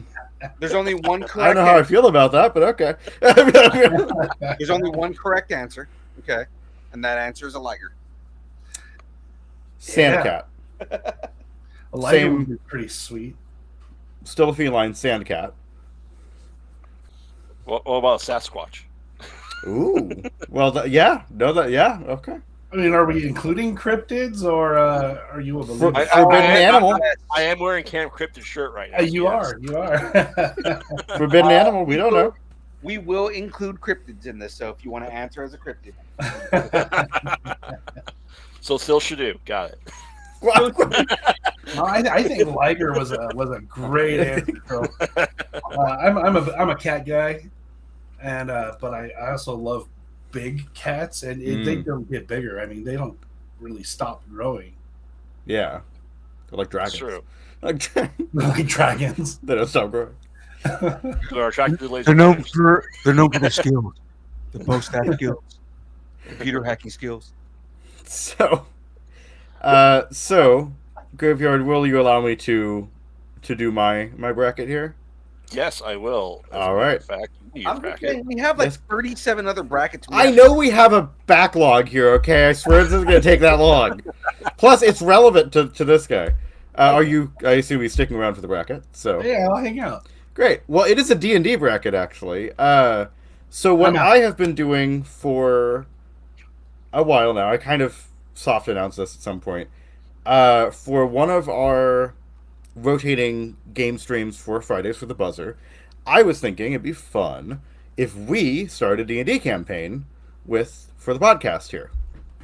And so, this bracket that I have made is to pick what campaign we will be doing from a bunch of ideas I had.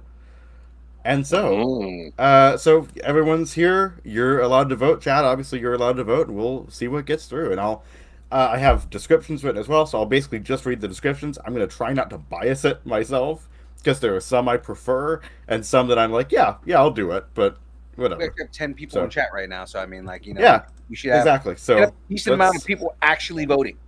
yeah. All right. Well, let's see. So, the first one here. So, we have our first matchup here. We have our first one, which is called, I am calling, the Prism Potion. And the description is, while exploring ancient ruins, a team of adventurers discover the recipe for a potion that could give someone the powers of a single, all-powerful wish. The only thing is, it requires the scales of every type of dragon in the world. So, it is up to them to decide who should wield this power, if anyone. Versus Something called Nightshade, which I could read the whole thing. Basically, Vlad the Impaler, but he's actually a vampire, and you're in that kind of historical period. you know my vote. I do know your vote. I already knew your vote. I already knew your vote. Vampire one. Like, what else would Graveyard vote for? Yeah. So those are the two. So we get Prism Potion versus Nightshade. Also, dragons are really hard to fight.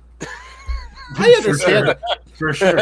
For sure. Yeah. But one of every color, and it is Pride Month. Yeah. A little on theme. Well, I know. have to ask though for the dragon one. Do Dragonborn count?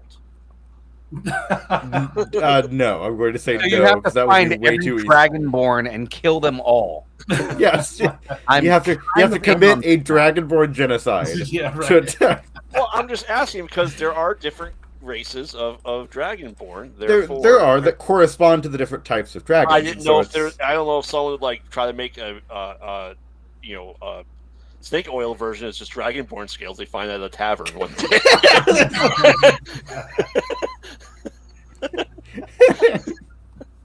Because that's what my character would do. All right, we got two more for Nightshade. Yeah, Nightshade for sure. Yeah, love, all right, love a got another good one. vampire story, man. Yeah. Ravenloft was one of my favorites. Yeah, no, it's vaguely inspired by that. So If you could only see what's over here on this bookshelf, it is literally a 6 foot by 6 foot bookshelf filled with we have RPG one books. for Nice. we got one for Prism Potion. Phil, what are you going for? I'm probably going for Nightshade. All right.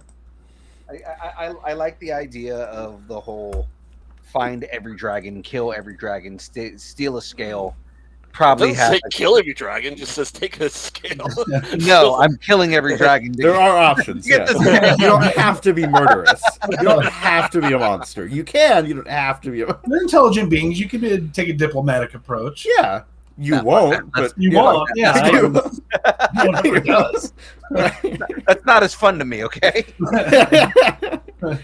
I'm a fucking half-orc paladin. You think I'm letting? All right, if anything live? anyone, I'm going to give people just a little bit longer to vote. I see the DeLongs are there. If you guys want to vote, So, of course, Seiwon goes dragon. well, yeah, Close- Seiwon. it's closest to anime. Yeah, currently Seiwon is the sole vote for Prism Potion. So, if any, actually, in fact, I don't think with the amount of people we have in the chat, I could do this. So Nightshade is moving on. I'm a half-orc paladin. Of course, I'm going to try and kill everything that gets in front of me. Lawful good, half orc paladin, of course. All right, so Nightshade won that one. We then have our next two. So, our next one is called the Wine Dark Sea. The seas around Wilderford are dangerous places. With a good ship and a good crew, treasure is always around the corner. It's basically pirates. It's just think pirates. Okay. That's the vague concept. So pirates versus I'm here. Versus something called the Golden War, which is essentially dwarves have a communist revolution and they need help. Because of course they do. So, between those two, what are you picking? Okay, dwarves or communists? Where do we go? Well, no. The dwarves are having a communist revolution. It's pirates versus communist Pirates. dwarves. Yeah. Pirates or communists? Which one do we want? Pirates are communist dwarves. Which pirates are technically also communists? Again, They are. so like, yeah, For sure. anarchist or communist. Yeah, anarchists or communists? how bearded are the pirates? They're as bearded as you want them to be. That was literally the answer in my head. I was like, he's going to say they're bearded as you want them to be. I gotta go pirates on this one without much thought. Yeah. Can we drink the Wine Dark Sea? Is it actually wine? It is not.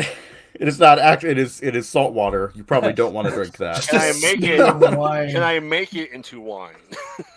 If you were a good DM, I think you that would is a make it spell, into yeah. wine. Then I'm going for the wine.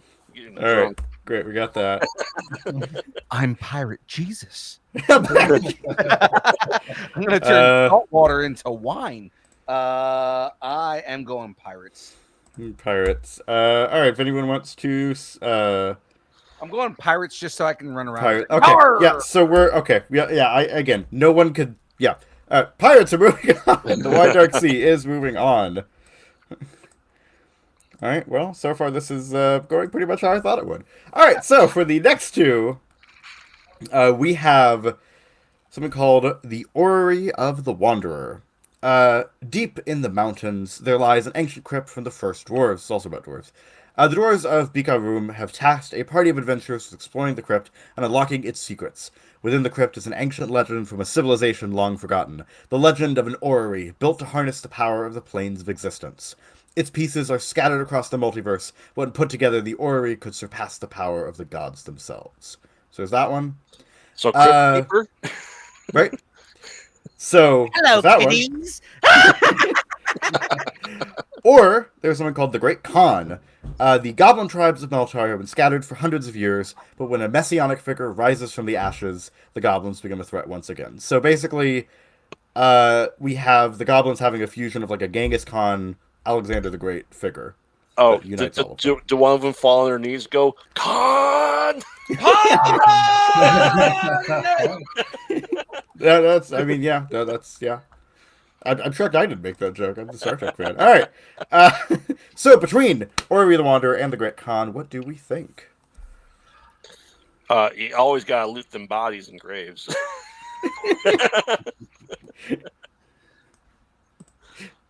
I'm almost steal them bodies. You know, I kind of like the idea of the goblins myself, just because they always get the short end of the stick. They're always the level like 1 to 3, always getting their asses kicked. But to see them like organized with a figurehead and just like taking over the land and actually being a big force, kind of sounds neat to me. Yeah. All right. Well, you got one for Great Khan. Wasn't that the plot for the Lord of the Rings games? Yeah, maybe a little. I mean, bit. I mean, they're not wrong. Technically, yes, because if you actually go and read, if you go and read The Hobbit, when they went and made the movies, they separated goblins from orcs, Mm-hmm. but orcs are goblins. Yeah, they're the same thing. Yep. So when you say, "Is that the plot of the game?" Yes, it is. Yes, it is. That is literally Shadow of Mordor. All right. So, in light of that, what are we going with, folks? I'm Here, going with the fucking orcs, man. Let's go. Orc from All right. orc. Great. All right, we got that. But yeah, so if you go, if you actually go look and like read the book, orc is supposed to be the black speak word for goblin. I see. All right, so Frey says Wanderers. Yep, I got that one. I'm assuming Tater's saying Con. I'm assuming I put it down. So Okay. I think Ashley's saying Con. Yep. So let's see. Do we have anyone else that wants to? Gravy, did you vote or no? Oh, I'm going through the crypts and graveyards. Come on. I gotcha. I'm going for my namesake. Great. All right. Someone, if we have 2 more people vote, you could make Ori the Wanderer win if anyone wanted it, but I'm sensing they don't. So No, it's just me and Frey. He sounds biased. It sounds like he knows which one. I'm not. I'm trying not to be biased. I'm just. That did kind of sound a little pitchy. I'm not saying I'm biased. No. Yeah, Frey and I are on the same level. Say Wong, it is between Ori the Wanderer and the Great Khan. So, Power of the Multiverse or Goblins uniting. And when he says Khan, he means Khan Union Singh. Yes, I do mean Khan Union Singh from both the original series Star Trek episode Space Seed as well as the movie The Wrath of Khan, as well as for some reason played by Benedict Cumberbatch in the new movies. You know what? Hate on it all you want. He wasn't bad. It was a different take. It was a different take. It was good. It was like He wasn't, Ricardo Montalban with his chest out, Yeah. Well, you can't beat that. All right. All right. I'm going to. All right. Yeah. I'm going to move on. We're going to say Great Khan is moving on. It wasn't Fantasy Island, but in Star Trek. Right. All right. So we then have again, it's a very short bracket. So we have our last 2 of round 1, which are there is Heavy Lies the Crown, which will probably tell you what this is. Linkin Park. Jay-Z. In the Eggship Kingdom of Elysia, a succession crisis erupts and a select group of nobles begin to vie for power as the nation descends to civil war. Basically, it's Game of Thrones and D&D. Ooh. And our last one here is called After the Fall. 200 years ago, the ultimate evil was defeated. Kings have risen and fallen as memory fades of Asmodeus, his armies, and the heroes that defeated him. Now a party of adventurers must set out once again to investigate another evil and tribute to the old one. Is it simple reverence, or the Archduke of Hell rising again? Oh, fuck. Or is it Diablo? Or is it Diablo? I mean, So choose now: Game of Thrones or Diablo. Pretty much. Pretty much. So, yeah. So it's again, Game of Thrones, D&D, and then Demons. So who wins? You decide. All right, we already have Frey voting for After the Fall. I'm saying definitely After the Fall because topple all the oligarchies. Yeah, I'll go After the Fall as well. I assumed you would. Very up your alley. All right, I got 3 votes for After the. We have 4 votes for After the Fall. Just like a theme here. All right. After the Fall is the Game of Thrones one, right? No. Snoop D-O-double-G. No, that is not the Game of Thrones. Would you like to change your vote, Phil? No. After the Fall is the Diablo one. Yeah, it's the demon one. Yeah. Huh. Is anyone? All right, let's see. I'll give people a little while here. Yeah, I got to think about this one. Yeah. If it makes you feeling better, your vote's not going to matter. Yeah, because it is pretty unanimously After the Fall right now. Yeah. So if anyone, I will say that After the Fall is going After the Fall, anyways. Is a sequel, kind of that. I had another campaign in the same world, which is the one that defeated the big demon, and so this is about 200 years after that, and so that's the idea there. Interesting. Okay. So. Kind of inspired. You mentioned Lord of the Rings, inspired by that whole idea of Tolkien having the idea of like, hey, having another Lord of the Rings book or another whatever. It's like after Sauron is defeated, what is there still evil? What's that about? And so that's kind of they fight the Balrog King. Right. I mean, it's the same kind of thing. It's like what's the fight after? Yeah. Yeah, they fight the King of the Balrogs, killing all the hobbits. Hobbit genocide. Right. Well, when you fight the king of the Balrogs, they pretty much go after all the wizards. So Yeah. All right. So, is it the campaign we're doing? Yeah, that's what we're voting on, Frey. We're voting on what campaign we're going to be playing in. And she's the one that told you to shut up and start doing the bracket. So she Uh, was thinking. Also, Frey. Oh, you're probably asking about. Frey. Just for you, it was the campaign that you guys did and then died, and we started another one because I was doing it with another group. Yes, it is that one. It is after that. Okay. So, same world. All right. So now we have our final four. Yeah, that's what I'm saying. Frey. Sorry, that was yeah. I was saying the one we were doing before the one that we're doing right now. The one where you guys went to hell. The one with Jake and all that. That one. Yeah. So we have Nightshade once again versus Wine Dark Sea. So vampires versus pirates. Vampires. Of course. yeah, vampires. All right. So we have 3 for vampires so far. So we want to go. We want to go pirates here. Oh yeah, same one, shaking it up. The only reason he's voting for pirates is because One Piece closest to One Piece. And for chat, this is also the campaign you're voting on seeing. So this is the campaign we're gonna play live on air, guys. Yes, exactly. Yeah. So that's what we're looking at. All right, we got another pirates. All right. Uh-oh. We have more. We could tie this. We could do some shenanigans here. Yeah. All I care about is that if we're pirates, then I'm gonna be a Spanish pirate, and I'm just gonna tell everybody my name is Inigo Montoya. Right. So, my name is Inigo Montoya. You killed my father. Prepare to die. Honestly, do you know the man with six fingers on his hand?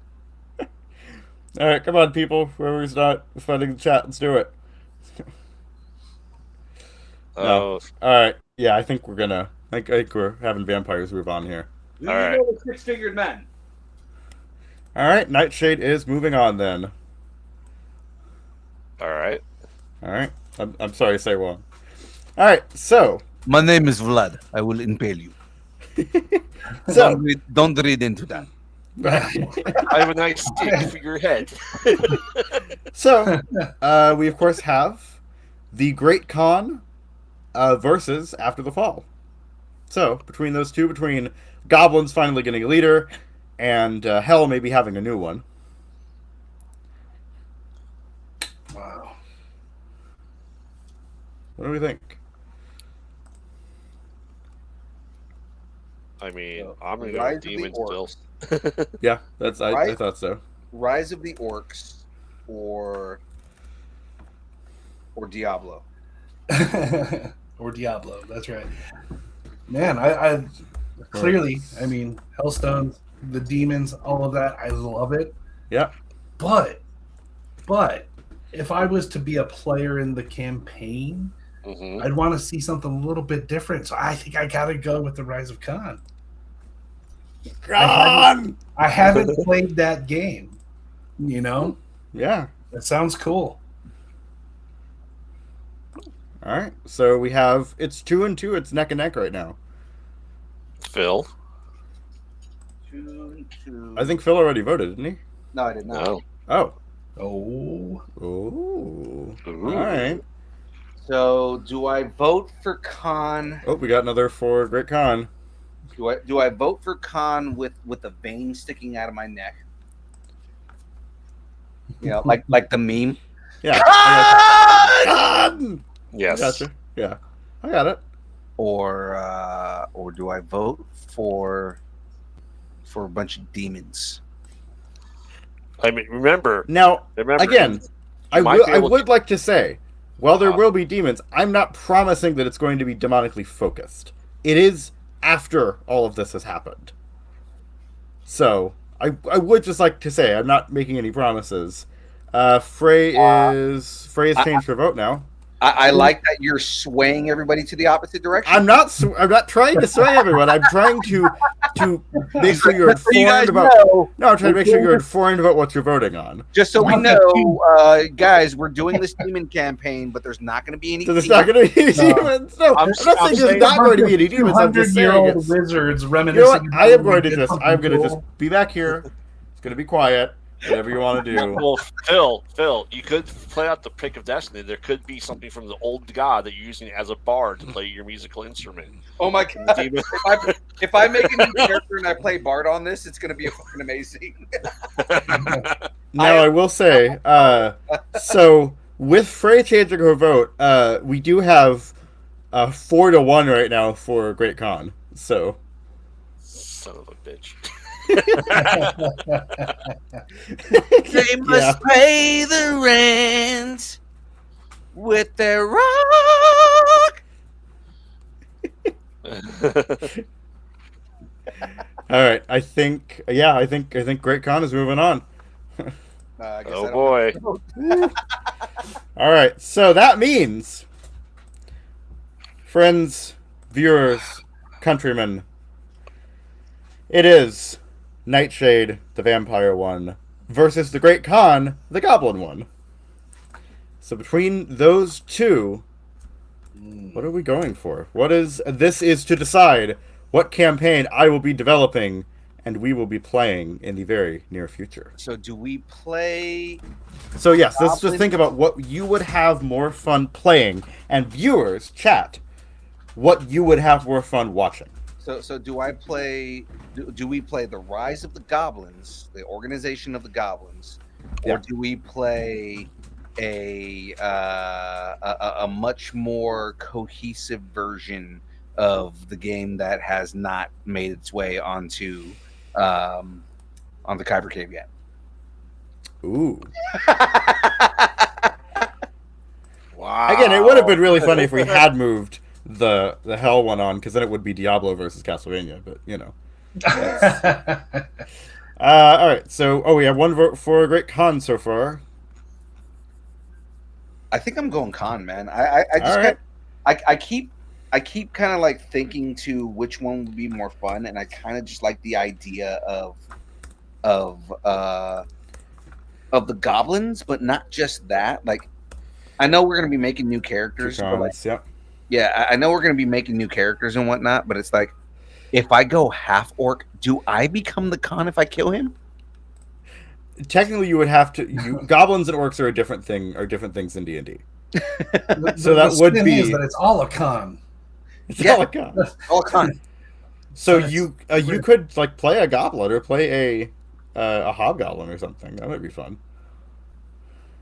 Right? And then I basically have to be like I'm the informant on the team. So you're the rat. Got it. I'm the rat, exactly. I'm again because we're referencing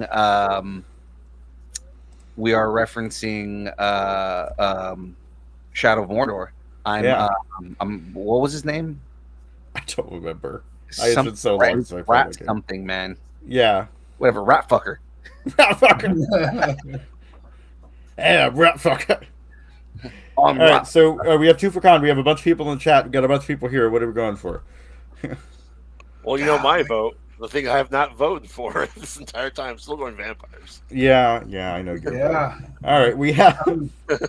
All right, Tater, we got for Great Con. Yeah. We got Seiwon going Great Con. I'm guessing Frank, you're probably on vampires. Great con, actually. Oh, all right, we got another Great Con then. It's unique enough that I'm like, I don't know this story. All right. I mean, I love my vampires. I love Yeah. the macabre, but Yeah. So Phil, did you vote or Yeah, I said con. said con? All right. So we have I think I don't know if anybody could actually can sway it now. I think it might be it. It is. So let's see with my own drum roll. It will be the Great Khan. We will be playing the unification of the goblins and the disaster that comes with that. And then Graveyard's like, well, I know what game I'm not playing. So I will now be developing Great Con. That will be fun. All right. So yeah, so there you go. That's we've done it. So that will be coming at some point soonish. It depends how long it takes me. Eventually. Eventually, it will happen. Coming soon to an internet near you, maybe. Yes, and of course we do have that whole idea of doing when we have our guests and things. We want to have guests on the buzzer as well. We do have an idea of doing some one shots and things too. So this will not be the only D&D thing we're doing. This will also be so we'll also have one shots and things going. So yeah, so there you go. Thank everybody for voting, and I'm excited to see where this goes. Yeah, we're ready to go hop in and start playing these single player campaigns that they're starting to develop over at D&D now. Yeah, definitely. I can definitely do some of those. I can do some of my own that I've written, and yeah, it'll be fun. Awesome. I'll definitely be tuning in, guys. Yeah, yeah. Hey, you can come play if you want to. You got time on Friday. Maybe. Yeah. Hit me up. Let me know. Cordially invited if you want. So official. I mean, cordially invited. How can I say cordially? Can officially say you are invited to play on distance learning D&D campaigns. Yes, which I would like to propose a name for the record for that segment. DND. We're just calling it D&D? Well, no. DND. Oh, DN. Like distance nerding. DND. Distance nerding and dragons. Yep. DND. There you It's go. like DN-D. That's the yeah. What other pitches you have? I feel like another bracket's coming on. Damn it. Well, Greg, what you got, man? All right. We have like 37 brackets. Yeah, we do. So you are welcome to now move on now that we've gotten that over with. So. All right. So should we continue our kaiju bracket then? Ooh. That we have. Didn't I finish that one? Did you? Yeah, I thought I did. asked people before the show hours ago where we're at with brackets. No one said anything. Yeah, hold on. Well, I think this is a good yeah. time for me to go ahead and take off. My back teeth are floating. Oh, all right. Hey, I definitely appreciate the hang, guys. No, it was awesome meeting you. Yeah, for sure. Yes. So one more time before you take off, man, give everybody your pluggables again. Just kind of, where can everybody find you? Let's plug the Kickstarter again. Yeah, absolutely. Hellstones Kickstarter campaign is live now. Go to Kickstarter, search for Hellstones. You'll find it. Otherwise, you can go to my website, pygmacast.com. There's a big old link right there for Hellstones, as well as my socials and links to my YouTube tutorials and my portfolio of colorist work. So that's where you can find me. That's where you can check out and support Hellstones, support indie. Yes. Yeah. That's awesome. 100%. Awesome. Yeah, you deserve every bit of it. We appreciate you coming on and hanging out with us, man. Thanks for having me, for sure. Absolutely, man. It was a blast. Absolutely. All right. It's definitely a blast. Nice meeting you guys. Nice meeting you. Jadu, hit me up about D&D. Yeah, I will certainly. All right. So awesome. we'll keep in touch. So Have a good one, guys. All right. So you said you finished the kaiju? Yes, the kaiju bracket has been finished. So we have Who won? Godzilla, because of course. All right. Yeah. Of course it did. All right. Well, then we have. Ooh. So yeah, we have dinosaurs. I know dinosaurs is the other one. Oh, we have another one too. All right. Yeah, let's finish all the ones we haven't finished yet. We didn't finish. Yes. We did not start dinosaurs. No. Yeah, we're about halfway through dinosaurs. Were we? Yeah. Did you start that on the episode that I was not on? Yeah, we're like. Oh no, sorry. Dinosaurs has not been started yet. You're right. Your format was weird. Yeah. No. All right, so is there one that has been started then? No, there's not been started. Okay, great. So yeah. So what is it between then? Oh no, we're doing this one. It's okay. It is the best trilogy brackets. You've been planning this one for like 6 months, dude. All right. Because All right, everybody, is- let's get Back to the Future to win. It the summer trilogies. It Officially kicked is. off. It's the summer of trilogy, of course. Yes. It's been the summer of a lot of things. It is. And before anyone asks, guess what's not on there? Back to the Future. No, because there's still a ban. Star Wars. Star Wars. Star Wars is still been banned. Technically, it's 3 trilogies. So, I agree with that. Mm-hmm. Yeah. It's because So, Star Wars wins every fucking trilogy it's on. Correct. The new Padme trilogy from Disney. Shut your fucking mouth. Say Wong. This is part 1. It's the summer trilogies. It's not the trilogies. Not one bracket. Say Wong's We're like, gonna it's not a trilogy, summer trilogy thing without Star Wars. We're gonna have a quadrilogy of trilogies. Oh, quadrilogy of trilogies. I like Yes. it. I like it. How in trilogy? Yes. So, for examples, what we have on here, I'll start in no particular order. Yep. Blade, Right. Nice. Back to the Future, Okay. Black Christmas, Right. Bill and Ted, Nice. Yes. It is officially a trilogy now. Crocodile Dundee, You call that a loss? Stop stalling.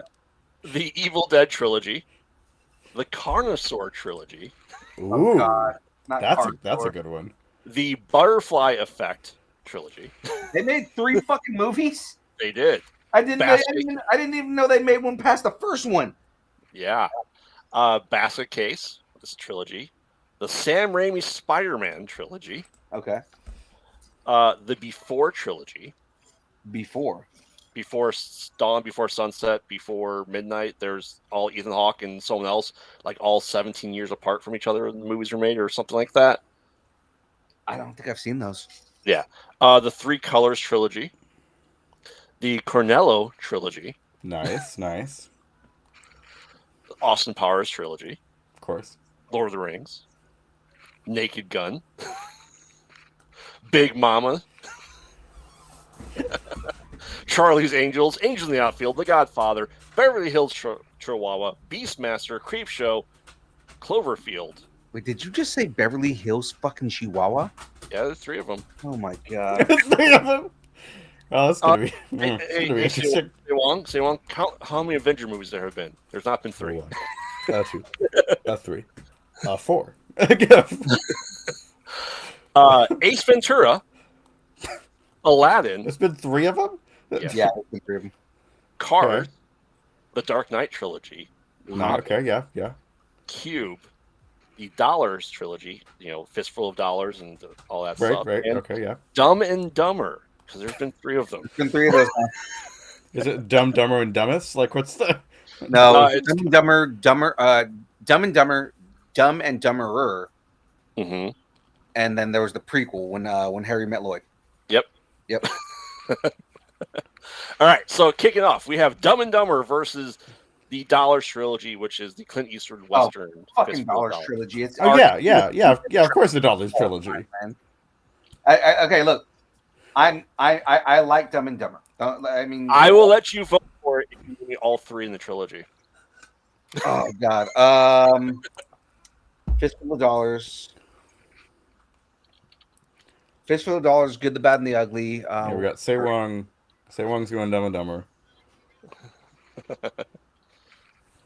Do they call it the Dollars trilogy, or was it the Man with No Name? It's the Dollars trilogy. Okay, because the character is the Man with No Name. Correct. Yeah, So what's his name? So it's, he doesn't have a name. Correct. yeah, but like, what's his name? No. Clint fucking Eastwood, man. We'll get to that later. Okay. What was the third one? Because I remember I've seen all 3 of them. I'm just trying to remember what the third one was. It was Fistful of Dollars, Good, the Bad, the Good, the Bad, and the Ugly. Why not the Man with No Name? That's the Man with No Name. It is. So it's the Dollars. Yeah, it's the Dollars trilogy, Frey, and Dumb and Dumber. Yes. And it's funny because I said the name of the fucking character like that's not the name of the fucking movie too. Well, no, it should be called the trilogy with no name, but Exactly. yeah. So are you going with dollars then, Phil? I'm going with dollars. Like I said, I'm going Dumb and Dumber. It's arguably one of the best cinematic, like masterpiece, like pieces of cinema of all time, and it's in an era where Wait, Dumb and Dumber is? No. it was in an era of like kind of oversaturation of westerns, Mm. but it also changed the face of what westerns could be, because the Man with No Name and the Dollar series brought like a more kind of like serious, somber tone. They kind of brought some of those Japanese themes into that into westerns. Yeah. Because like again, you had these kind of like adventure stories, and you had these. It was either like adventure stories or they were tragedies, but you didn't really have these movies that were like lone cub and wolf or lone wolf and cub kind of stories, right? Lone Cub and Wolf. Yeah, lone wolf and cub. Yeah, I kind of gotcha. stories that those movies brought in, and again, very, very, very inspired by Kurosawa, very inspired by those things which were happening at the same time in Japan. But yeah, I just cinematically, I feel like the Dollars movies were just superior movies. Now, Dumb and Dumber, I only like the first one. But what have you watched more, Dumb and Dumber or Dollars trilogy? Over the course of my life, Dollars, but recently probably Dumb and Dumber more. Yeah. Shadi, what are you going for? I already said I'm going for Dollars. Okay, yeah, it's moving on. I knew that was going to happen. Yeah, I mean, yeah, I can see the chat. It's moving. Oh, yeah. And what's also fun with this trilogy, summer trilogy, is we're doing best, and then we're going to do worst from the same brackets. Yes! It's going to be fun. So we're going to see Dumb and Dumber back again. Yes. We are. Dumb and Dumber will be Dumb and Dumber. All right. Next up, we have the Cube trilogy. For anyone who doesn't know, that was a group of people that are trapped inside a giant cube that each room kills them. Okay. Okay. I just have to say this because I've been trying to figure out what movies those were. Like they were like these movies that I remember watching those when I was First one was 97, second one was 99, third one was 2001. Yeah, like I remember these movies. And Korea just remade one. Okay. I was like, I remember these movies, but I don't remember the names of them. I don't remember all this, like anything on there. Well, the one I remember is from 97 for sure. Mm-hmm. Now that I know the Cube trilogy, I'm gonna have to fucking go find them again. Yes, we did an entire episode on the Cube trilogy, just so you know. Recently? Podcast, no, like early on. But it's gonna be the Cube, yes, versus the Hobbit trilogy. Oh fuck. So because most people hate the Hobbit trilogy. So I've seen neither of these. Okay, so with that, the Cube movies again. I remember the first one. I'm unfamiliar with the other two. My argument is going to be against the Hobbit, not for the Cube, but against the Hobbit. That's yeah, and yeah. It's not that I completely dislike them, but it's more along the lines of we didn't need 3 movies. You didn't need to stretch those into 3 movies. For the most part, you could have done 2 movies and gotten the entire story out. Yeah, like to me, it's a similar situation that like the sequel trilogy is in. Not to bring up Star Wars, sorry, we're not doing Star Wars, I know, but that individually, some of them are good, or there are good parts in each of them. Mm-hmm. It's just overall, it was a series of bad decisions. Well, correct. A lot of it was Warner Brothers, and again, we have all of our Warner Brothers hate that happens on the show all the time. But right. Warner Brothers was like, how do we get the most money we can out of this? And they made Peter Jackson stretch it into 3 different movies. He originally stated that he only wanted to do 1 movie because there's only about enough content for 1 movie. Yeah, correct. It's a short book. It's 1 book. Right. Yeah. They made him do this whole weird thing with Azog, and Azog is not that much. He's not that big of a character in the book. I did like the expansion on what's the brown wizard? Tom Bombadil. Radagast. Radagast. Yeah, Radagast. Yeah, Radagast. I like the expansion on Radagast because Radagast is kind of he's almost like an afterthought in the book, and they kind of gave him a little more forefront. I love the whole that actually showing him utilizing the rabbits and everything. But I mean, like the whole second movie was nothing but filler. Yep. Desolation of Smaug was basically them getting to the Lonely Mountain and then stretching it out, and it was unnecessary. So yeah. So you're saying Cube? I think I'm going Cube just more because Warner Brothers didn't treat The Hobbit with the respect that it needed. Usually, if there is a series or a movie that is very, very that is like again that is bad, but is adapting a beloved original work, it's usually because of money. It's usually because of these big corporations being like, well, we want to squeeze as much money as we can out of this, not we want to capture what made the original so good. Well, in fairness, people make movies to make money. Yeah, but I mean, I'm saying it should also be for the art of it, mainly for the art of it. Yeah. So, all right, yeah. So the Cube is moving forward by Hobbit trilogy. We'll see you again. All right, next up we have everyone's favorite human-like Cars and their hillbilly friends on Cars universe. Cars, right? Yep. Versus arguably the best comic book movie trilogy to create a comedic sketch show off of, the Dark Knight trilogy. Nice. Batman. That's good. Batman. Yeah. What's funny is I for a second was like was What We Do in the Shadows, but that didn't have 3 movies. What We Do in the Shadows. All right, 2 trilogies I have actually seen. Yeah, so Dark Knight trilogy versus Cars. And this is where we're going to see where people fill in here, because if it was James, I don't know if James would say Dark Knight. I think James might say Cars. I think James would definitely say Cars. Yeah, I am going Dark Knight trilogy as much as Cars was part of my childhood. By the third one, I think I was just like, eh. I'm kind of the opposite when it comes to Cars. The second one was more to me. The third one was really good. Yeah, to me it was just kind of a downward curve, but because I mean, like the third one, the whole idea was like there's a little bit of tragedy with what's his name passing. Doc. Yeah. So I mean, and it kind of connects the story. It kind of grounds everything and brings you back to Radiator Springs, and I feel like that is what made that third movie superior to the second one, where the second one was more of a cash grab for kids. Yeah, it's all about Mater. Yeah. My argument with, I don't think I really need to sway anyone to the Dark Knight trilogy.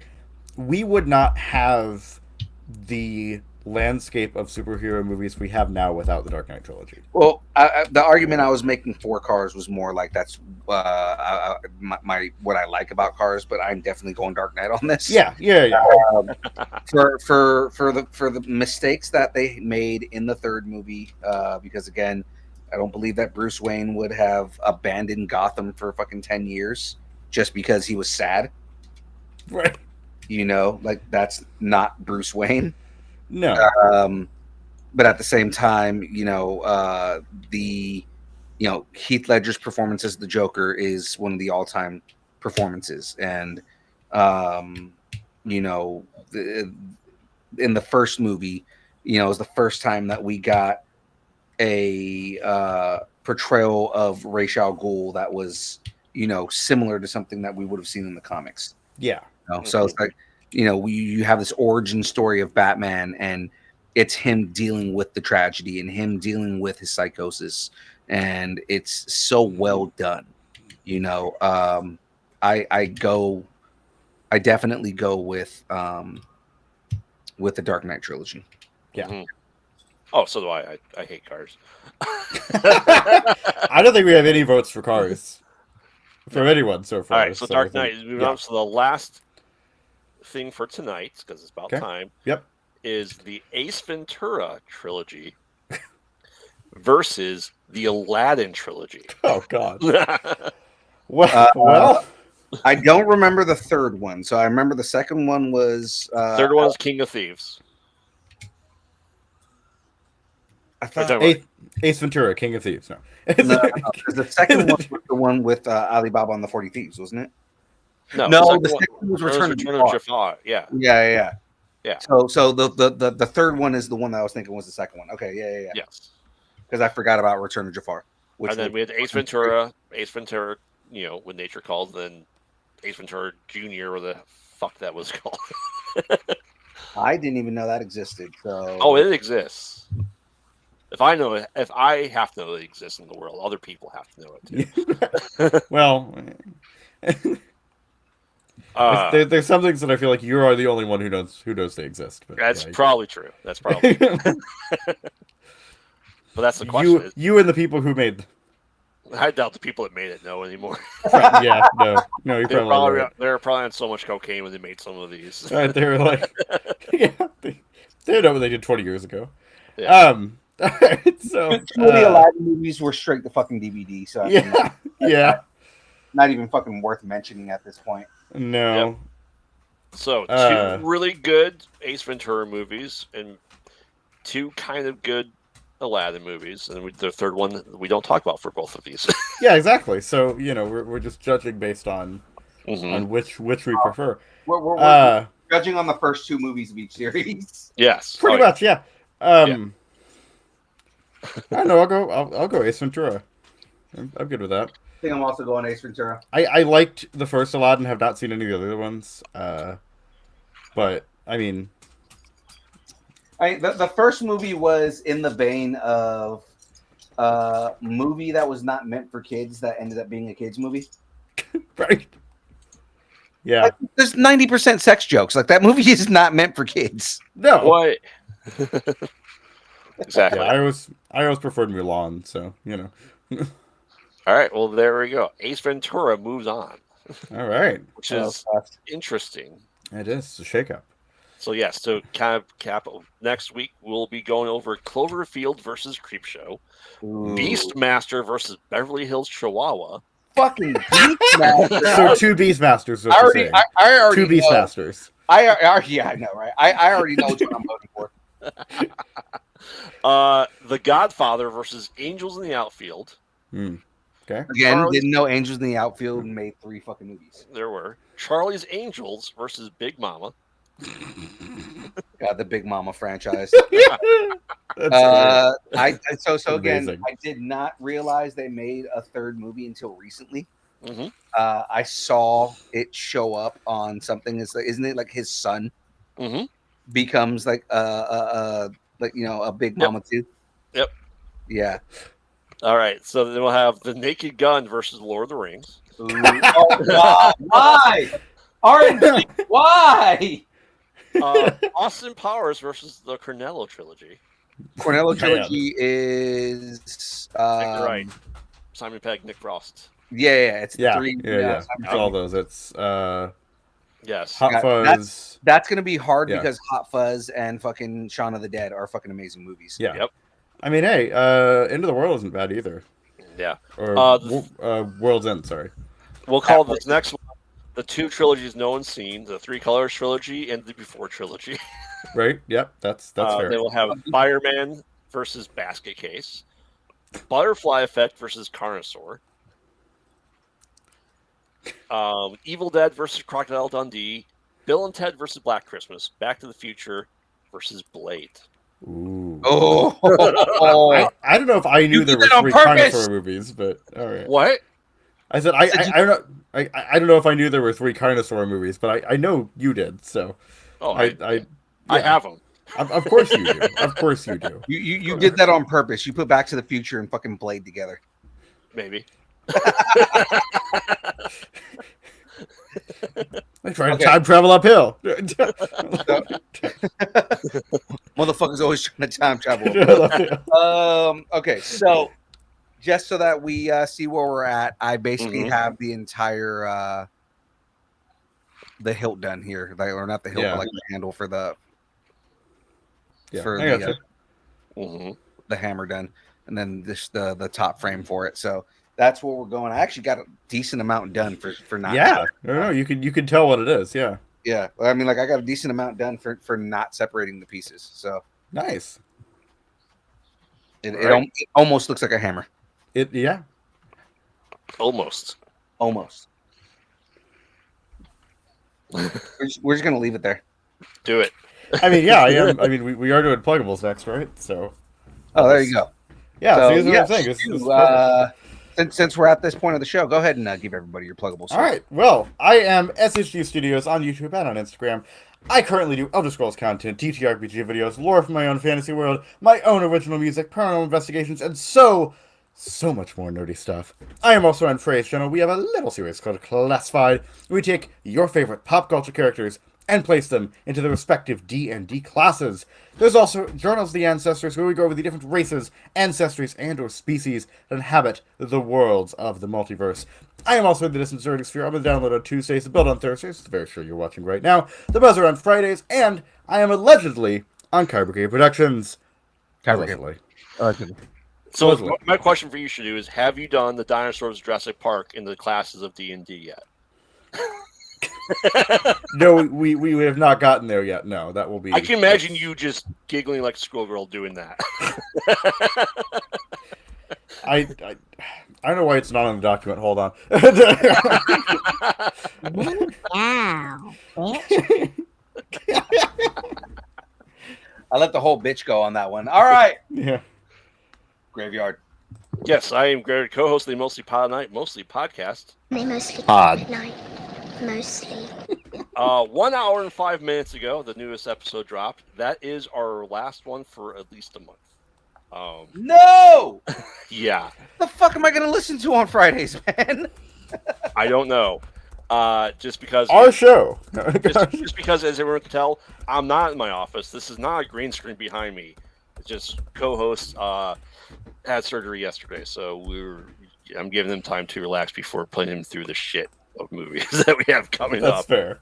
Because we will be coming back and doing the entire Friday the 13th franchise when it comes back. Oh, shit. Yeah, it's a big one. It's going to be rough. So make sure to follow us on all social media at Pilot Night. And while I was gone the past 2 weeks, I was making a little movie called The Fear from County 4, starring Joe Bob Briggs. So make sure to check it. Yeah, make sure to check it out. We are going to be doing a 3-city premiere of it. 3-city premiere? So Reno, Chicago, New York. New York. Okay. Yep, that's where Joe Bob lives. I may have his personal cell phone number now too. So just throwing. So she's like, dude, I can text Joe Bob Briggs. You guys have no idea. Yes, for sure. And anyone that I was also off of Conversation Void. Our guest double booked himself last night, so we didn't have him. We'll be doing Conversation Void still on Wednesday nights. I'm still doing a Sunday one because someone has a campaign going. He's a comic book creator. He does horror comic books. So make sure to check him out on Sunday. It'll be about 7 or 8 p.m. Central as well. And yes, I will be on the long show next week before Conversations in the Void. So that's still happening regardless of anything else that's going on with my co-host health. So that's still booked out. So make sure to follow us everywhere. And yeah. Good. Well, we hope Salem is okay. Yeah. I hope you're doing well. Get well soon, yes. Salem. I know you're in the bed in the next room, but yeah, he's not. No, I know he's not. You already told me where he is. But I mean, get well soon. I know you watch this show. He doesn't, but I mean, well, I mean, his dog's been on the show already, so he has to come on, right? Yeah. That's prerequisite. Exactly. Oh, and make sure and remember, tomorrow night is Frey's Jet Nerdy. Yes, right. Which we're all very excited and apprehensive about. So. That's right. If you guys haven't checked it out on the schedule already, on the schedule it is it's called The Buzzer Friday Games. Yep. And Friday hopefully games. you'll Friday hear gaming. the new theme song for it too. Ooh. All If right. Phil loads it up. What? Yeah, if there's the thing, send it to me again, like bump it up in our chat, and I'll make sure I Yeah. put it on the soundboard. Absolutely. Well, ladies and gentlemen, let's switch back over here. Hi, everybody. How's everybody doing? You guys fine? Okay. Have something you want to discuss? Tell us about what you're nerding out on. Connect with us on Instagram, Facebook, Twitter. It's not X. Stop calling it X. It's Twitter. It's the birdie, not the X. It's just stupid. Twitch, TikTok, Threads, YouTube, Discord, Blue Sky, MySpace, Vine, GeoCities, Friendster, Second Life, AIM, Farmers Only, Christian Mingle, OnlyFans. It's only pictures of Aaron Watson's feet and Mandels the beard, Jamez's glasses. Of course, everything she will do for money. The weird ASMR. Yeah. There it goes. Waiting for it. Yeah. Yeah. Yeah. Yeah. Yeah, every time. Come here, Shibu. Okay, this is creepy. Yeah. No. Yeah. Yeah. Yep. Yep. I'm Batman. I'm Batman. With my skills that I open in the mountains. It sounds like 30 times funnier with that, right? 'Cause I'm actually doing the voice, right? With my skills that I learned in the mountains. So good. Is the answer helicopters? It's so good. You think the answer to my riddle is helicopters? Well, if your aim is to shoot, I don't know. I'm just shooting in the dark right now. Of course, ladies and gentlemen, if you would like us to break up with your girlfriend, I just went full ESL right there. If you would like us to break up with your boyfriend, girlfriend, significant other, pet, schoolyard bully, annoying neighbor, just tell us how much you enjoy us, hate us, or wish the internet would consume us completely and spit us out at the feet of Satan and his calcified wings. Yes. Yeah. By the way, ladies and gentlemen, if you have not already gone, I'm gonna put it back on the screen right here. Go to the Kickstarter, guys. Hellstones was a great book, and I'm interested in reading the rest of it. So support indie comics, guys. Support our friend W. Frank Walk, which is actually a objectively badass name. Oh yeah. Which is his real name, actually. And guys, support Hellstones. It's definitely worth it. With that being said, that is it from us, ladies and gentlemen. For some reason, I went back to the should do. It loves me. That is it from us, ladies and gentlemen. Until tomorrow, thanks and keep nerding together. We will see you nerding together. That's right. We'll see everybody I later. have nothing to dance with. Oh, you've not learned in the last 2 weeks. The dance party went away, sir. We don't do that anymore. Yeah, We can't have fun here. So That's fine. But yes, guys, we will see everybody tomorrow. Yes. 6 Tune in p.m. for Phrase Jeff Nerdy for Gaming Friday. for the Friday edition. Yes. All right, for guys. crazy good time. Crazy All right. good. All right, guys. We'll see everybody tomorrow. All right. See Bye. you guys. Bye. Thank